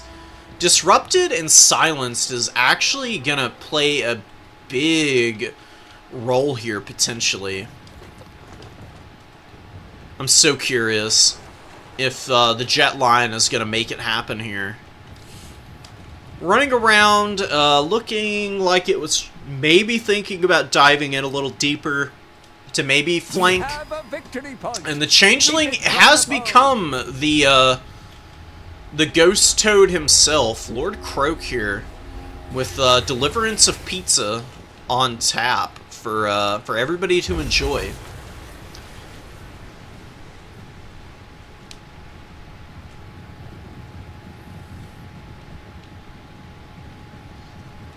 Oh man. Let's see about it, guys. We got Missile Mirror going down on the Sour Guts, and doing a really nice job of not actually blowing themselves up here are the Sour Guts. If they had fired, they would have done an obscene amount of damage to themselves. Nangal Grenades coming down. Empress's Crowman, you know, they can do some really nice work like that. A lot of the grenades not hitting targets, though, unfortunately. They are occupying a lot of attention here, but I don't know how much it's going to matter. Although, if the Halberds get on top of Lord Croak here, what is Croak doing? Don't do it, buddy. Get out of there. Halberds are going to rip him to pieces if he stays there. Mao Ying might outright kill him as well. He's got really bad armor. Does have the Supreme Shield of the Old Ones, I think is what it's called. Yeah, Supreme Shield is up. 40% ward save is kind of crazy. We've got Peasant Horsemen diving on top of all of these blue horrors. And we've got a Deliverance of Pizza coming down. Hot, fresh cheese ready for everybody to enjoy here. Oh, huge damage. Not the most damage in the world, but that was the lowest level, and it still did a lot of work. Just didn't kill any models, so really nice first cast. Helping remove some of the pressure from those Peasant Horsemen. Empress's Crowman getting beaten down right now. Unfortunate for them. Not paying for themselves. That's not good. Oh, and we've got another hot fire coming down. Much stronger cast. Look at the damage that does. Oh my god. Alright, Croak. Let's see it. Let's see it. Yet another cast. You gotta love it. I mean, Croak literally has one tool and uses it better than any other Lord in the game. That was the lowest level. Doing a nice little bit of damage, though, against these Jade Warriors. And gonna help the Furies and the Screamers trade pretty well there. Oh, wow. And the Zangor ambush coming out of the forest. I didn't even see it coming. And a surround from the Furies. These Jade Warriors are gonna die so fast here. Kunare with the micro, absolutely incredible. But the Jade Lion, has Nina definitely needed this Jade Lion to go after Croak. It's got a silence ability. It's kind of why you brought it, I would have imagined. So if it gets on the Changeling here and starts nailing into him, no more pizzas being cast for sure. Oh my god, more insane damage coming in here. This one is going to kill the rest of this unit. Oh my god, it's so clean. Oh my god. Bye-bye. My goodness. Goodbye. Yeah, this is going really nice for Tzeentch. Oh, and the army ability hitting everything here. Jade Lancers and the Onyx Crowman getting obliterated right there. It's still not out of reach. There's still some tools that Cathay has, but these Croak, Deliverance of Itza is just putting in work on all the infantry here. Is Cathay going to be able to do anything? They're slowly losing the mobility game, which I think is going to be the death knell. I don't like the odds for Cathay if they don't have anything to answer the Centaurs of Tzeentch. Centaurs are chilling back here. They're not really getting into any nonsense here. And we got a tree glitching and experiencing the vast power of the Immaterium right now. Look at this. I'm going to get away from here before I collapse into a fucking conniption. Good lord. Zangor is grinding against the Jade Warrior Halberds here. They did not cap the objective, and this objective is only just now flipping to Cathay. Hasnina is still got some chops here, still got some juice. Killing Lord Croak would be pretty huge. Although, I imagine that a lot of magic is off the table now. Probably needs to regen quite a bit here. We'll see how the War Shrine's doing here. Oh, up to 100% already. Uh-oh. That's pretty terrifying. So, reserves per second and power recharge pretty much maxed out here. This is a next level tech from Kunare. I would have never expected to see this in a tournament game. But I think this could do some pretty good work even in like an advanced level tournament, honestly. Hasnina is scrapping back in here. Not giving any room for Tzeentch to just, you know, get free value anywhere. Nice charge and intercept with the Jade Lancers against the Centaurs. Jade Lancers should win this combat if they get a little bit of support here. Oh no, but Lord Croak dropping the hot fire here. Screamers folding in as well. This is gonna suck for these Jade Lancers. Oh my god. Not the most damage, but getting about 25% of their health off, and one goes nice, and another one. Oh, you thought the base couldn't be dropped again? You were wrong. Oh, you were so wrong. Poor Cathay getting brutalized by this ancient lizard being masqueraded as by a just a disgusting little gremlin from the warp, man. Oh, but the Jet Lion finally on top of Croak here. No more pizzas for a while. It's a good cast of regrowth, too, keeping the Jet Lion extra healthy here. Gonna definitely beat up on the Changeling now. Changeling the 2100 value. But the forces of Tzeentch are being... They're being rejected from the middle objective here. LOL. Say that 3 times fast. But this is... I'm amazed. Hasnina closing the value gap. The regrowths and the Earthbloods have definitely helped keep some of those poor Gathayans on the field. And Tzeentch doesn't really have anything to kill her. She's going to get pretty unmanageable into the late game. Oh, but some Flamers are on the field. Flamers might be able to do it. They got some good damage there, and Mao Ying peeling out now. Maybe transforming to dragon form just to get away would be nice. Good Earthblood, getting some good value there. Jet Lion is not on Croak anymore. Where did the Jet Lion get off to? Oh, all the way over here. Helping out against the Centaurs with supporting some Lancers that were over here, I believe. Not a bad call, but the, oh man. Not another one. Not, please no. One of your units has been Give him a break, man. You gotta be kidding me. You gotta kill Croak here. Croak has actually got infinite winds of magic with the Shrine. The Shrine is giving a lot of extra punching power for Tzeentch. A great army ability, killing this unit of Jade Warrior Halberds here. And what was looking pretty promising is slowly turning, but, you know, there are just infinite waves of Jade Lancers and Jade Warriors that can come out here. And this objective is just not flipping quickly enough for Tzeentch here. Ooh, that's not a great regrowth. I've gotta speak up now. I'm not loving that regrowth. I mean, it's not going to get a ton of healing on these guys. They're so low. I mean, there's only 42 of them left. I guess they will come back in here and be able to do something. Mao Ying needs to get in here. I would have used regrowth on Mao Ying. Mao Ying is in trouble here. Getting a lot of damage dealt against her. I mean, I guess there's nothing else to threaten her over there.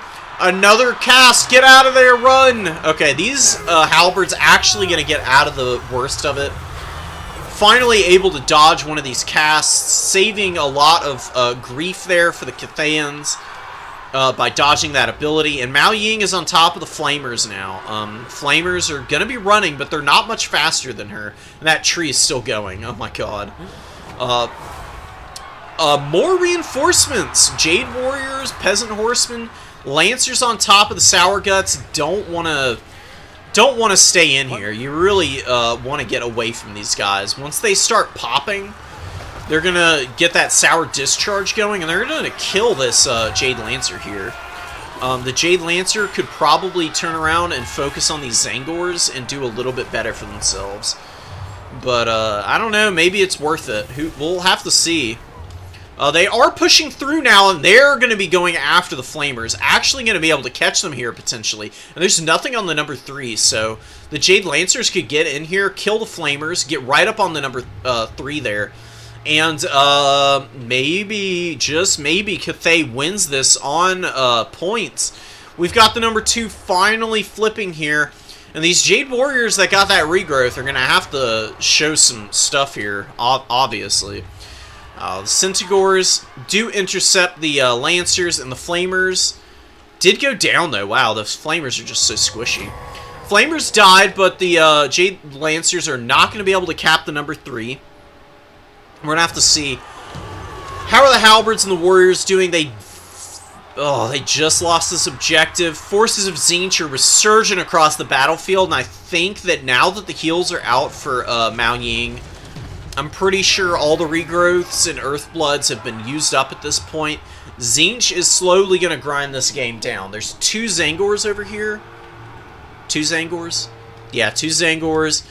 They're going to cap this objective. They're going to push off the Halberds here, or at least keep them occupied long enough that Tzeentch is going to be able to start flipping this back. It was looking really nice ticket-wise, but with a triple cap coming in, what is Cathay going to be able to manage here? Not super confident. Another freaking Deliverance of Itza going down. Just so on target with the Changeling here, doing great work. And yeah, the Spell Mastery coming in clutch here for the Forces of Tzeentch, doing extra damage on those already incredibly powerful spells is pretty awesome. You gotta love it.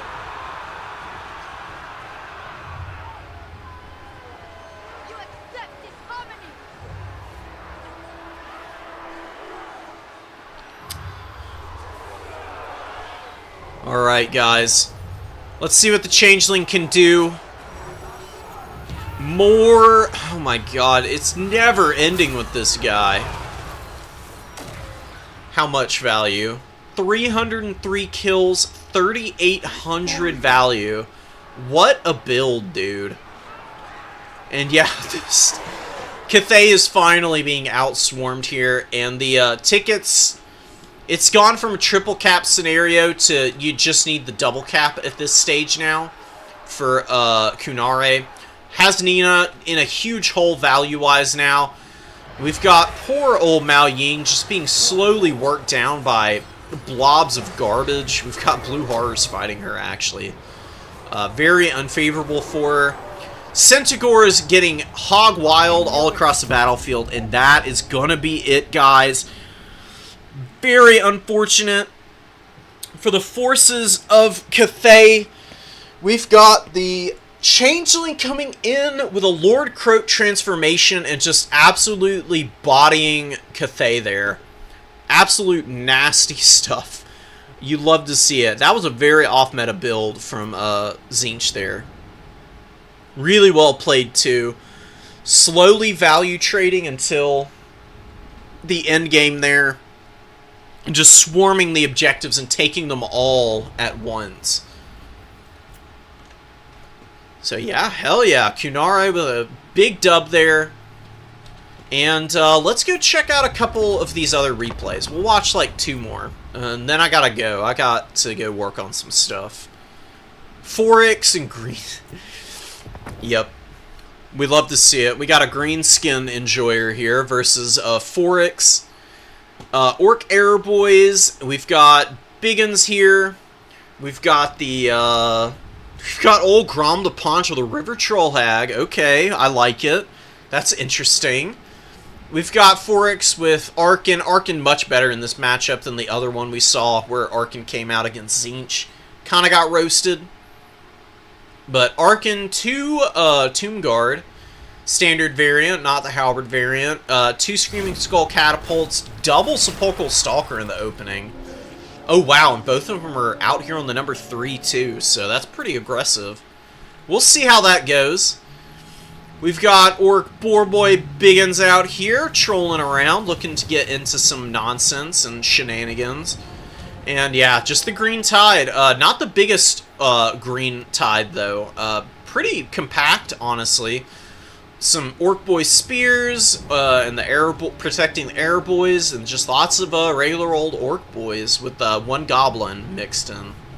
Spear Goblin, I gotta specify now, you know, there is a Sword and Board Goblin variant, nowadays. I do like the River Troll Hag here. You know, pretty, solid unit. Gonna be pretty resilient, and regenerative against a lot of the, missiles that Tomb Kings can bring out. Does need to be aware that there are some units with, flaming attacks that Tomb Kings have access to, but they're mostly big monsters. Cetra has an ability that gives him flaming attacks. You don't see him, you got Arkin instead. Arkin is gonna have a hard time killing the Lords, so not a lot of good Buna targets either. I'm very curious to see what happens here. Carrion are jumping on Morgrim's Mangy Marauders here, doing some work. They do get hit by their own catapult, which sucks for them. And they are crumbling now, but Morgrim's Mangy Marauders, if they get hit by one more catapult round, they're probably going to break themselves. It does have a discourage effect. Let's see. Landing in here, getting a little bit of work done. Very inaccurate catapult fire, but actually hitting everything. It's not hitting where it's supposed to be going, but nevertheless kills some models on some Orc Boys and Wolf Riders. More shots, more damage. Love to see it. Greenskins are trading, you know, decently in the early going here, but they're taking a lot of fire from these catapults, and it's going to start getting ugly for them if they don't have a way to shut those guys down. Ushabti being summoned in. They won't trade great into Orc Boarboy Biggins, but they'll put a little bit of a beating back in on them. And they do have, you know, Forex being very smart and leaving some spears back here, so they don't just get jumped on for free. And man, oh man, are they doing good work. Come on, guys, let's do it. Let's get some loving going for the Tomb Kings. Tomb Kings definitely, I would say, have a favored matchup here. Good use of these Sepulchral Stalkers. This unit in the back here is LOS'd by the unit in front of them. So you see these two guys at the edge of the formation shooting. You should definitely move them up and you know, line them up here. But the you could also just go shoot at the Boarboy Biggins that are right here. Yeah, and it looks like Forex is cozened onto that. Gonna get some good damage against these guys. You know, Greenskin Supremacist really not making the Boarboy Biggin impact felt so far, and that's a very important unit to be using. Grom the Paunch is just now getting into combat here. Really hadn't been doing much. We've got River Troll Hag chilling, but the Orc Boys are doing nicely against the Skeleton Spear front line, which I guess you shouldn't be too shocked to see. And Grom is going after Arkin here. Arkin needs to get on top of this and get the hell out, because Grom is actually decent against other targets in melee combat. The charge bonus is really nice, gives him some good buffs, and you can see how much damage he's doing to Arkin here. Doesn't have AP, so a lot of the attacks damage is being mitigated, but still getting a little bit through there. Some Skeleton Horsemen intercepting the Biggins here. These Biggins getting focused down by the catapults, which are doing nicely. Oh, but some Squig Hoppers getting on top of the Screaming Skull catapults here, ripping them up, man. Doing some nice work. You love to see that. I love the aggressive play here from the Greenskins. More Screaming Skull catapult fire, getting in here and getting on top of the Arrow Boys, crushing into them. Debuffing leadership, doing some nice work, but the Morgrim's Mangy Marauders hanging in there, man. Firing in with their missiles. They should probably scoot up and start shooting at the Ushabti and unblob these guys a little bit. It's a little too close for all these missile units to be to one another. You do want them within, like, defendable distance, but you can just send them to the edge of the objective here and still get good overlapping fire with them. Really nice use out of the Liber Mortis there. Mitigating most of the damage that the Boarboy Biggins were getting on the charge, and the Ushabti summon and the Sepulchral Stalkers are doing some pretty good work here, but We've got Grom in here. Grom is killing the Carrion. Probably going to clear out the skeleton horses soon here as well. Where is the Fate of Buna? Oh, Fate of Buna on Sepulchral Stalkers, actually. It is a duel of fates with the death magic here, which is very funny. Focusing down the Sepulchral Stalkers with all the magic here, and Grom is getting hit by some death magic as well. Oh my goodness.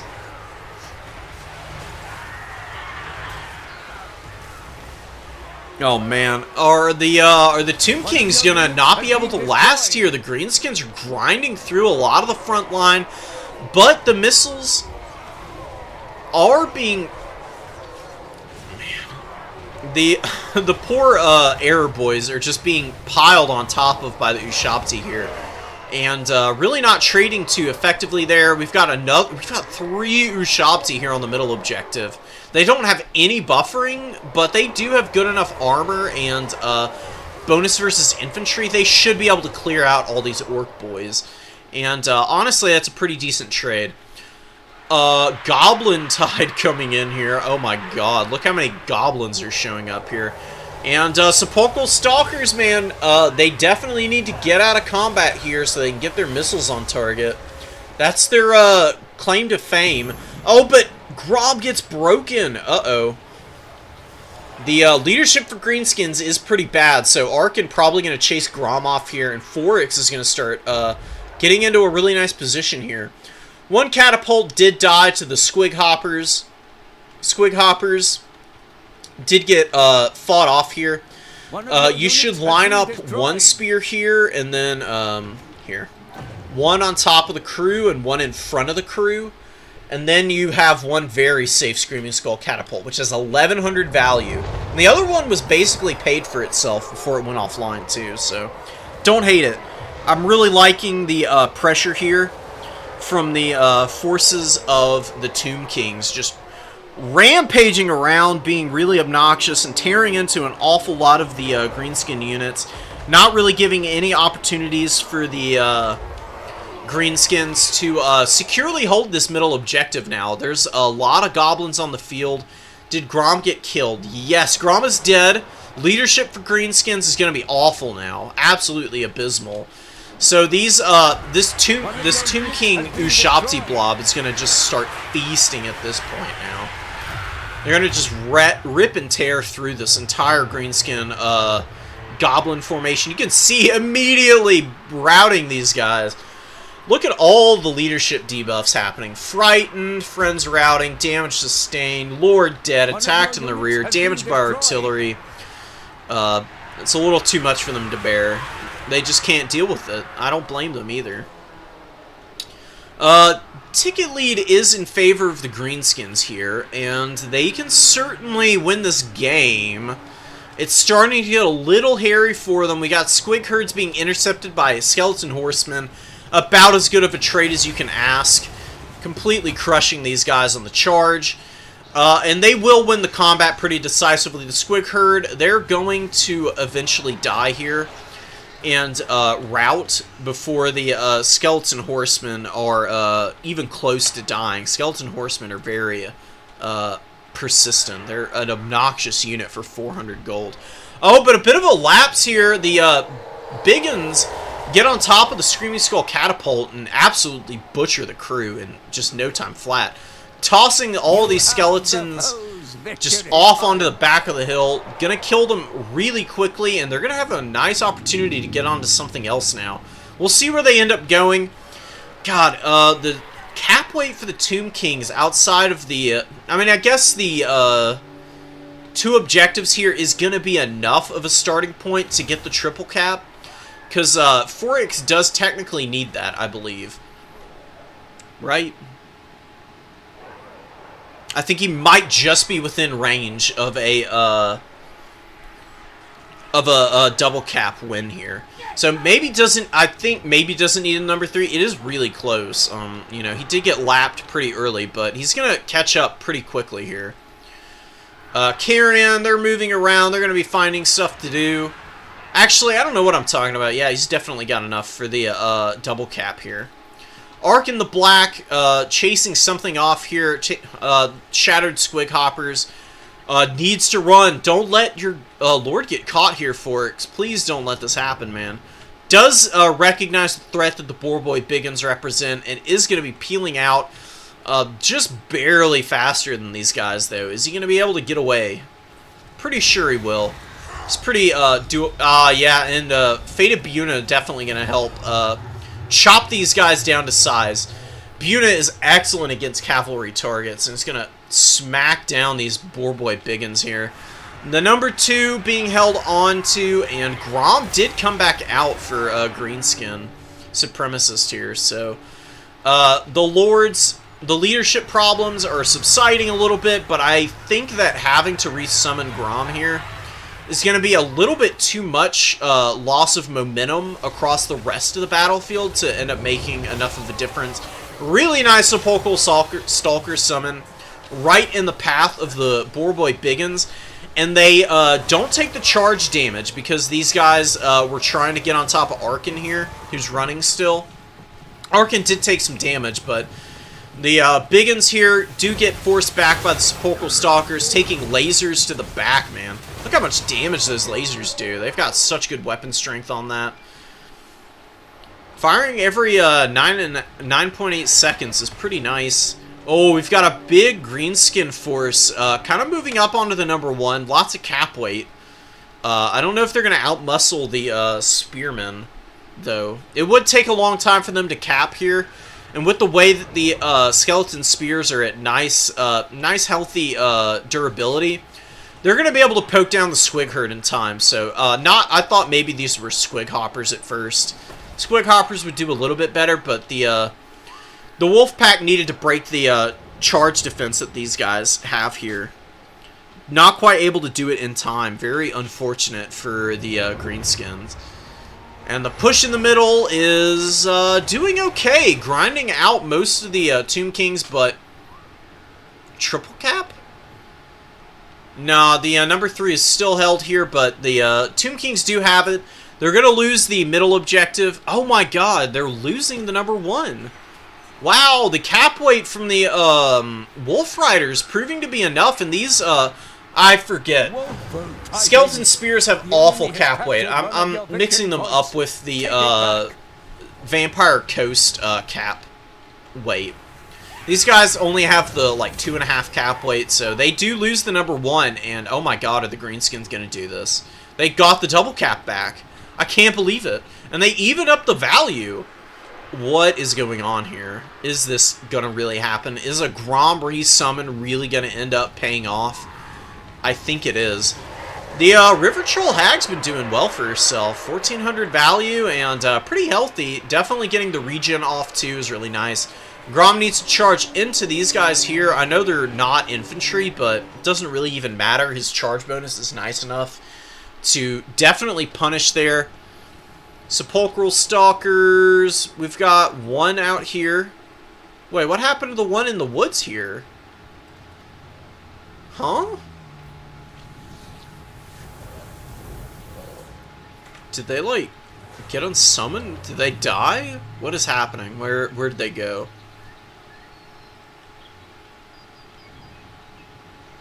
I have no idea. Maybe this is the Sepulchral Stalker that was over there and they've rotated all the way around the battlefield, maybe?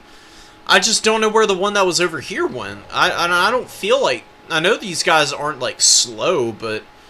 Are they really that fast that they repositioned all the way over here that quickly? God, this game is razor thin, but I think that the Greenskins are going to get this game. What a comeback.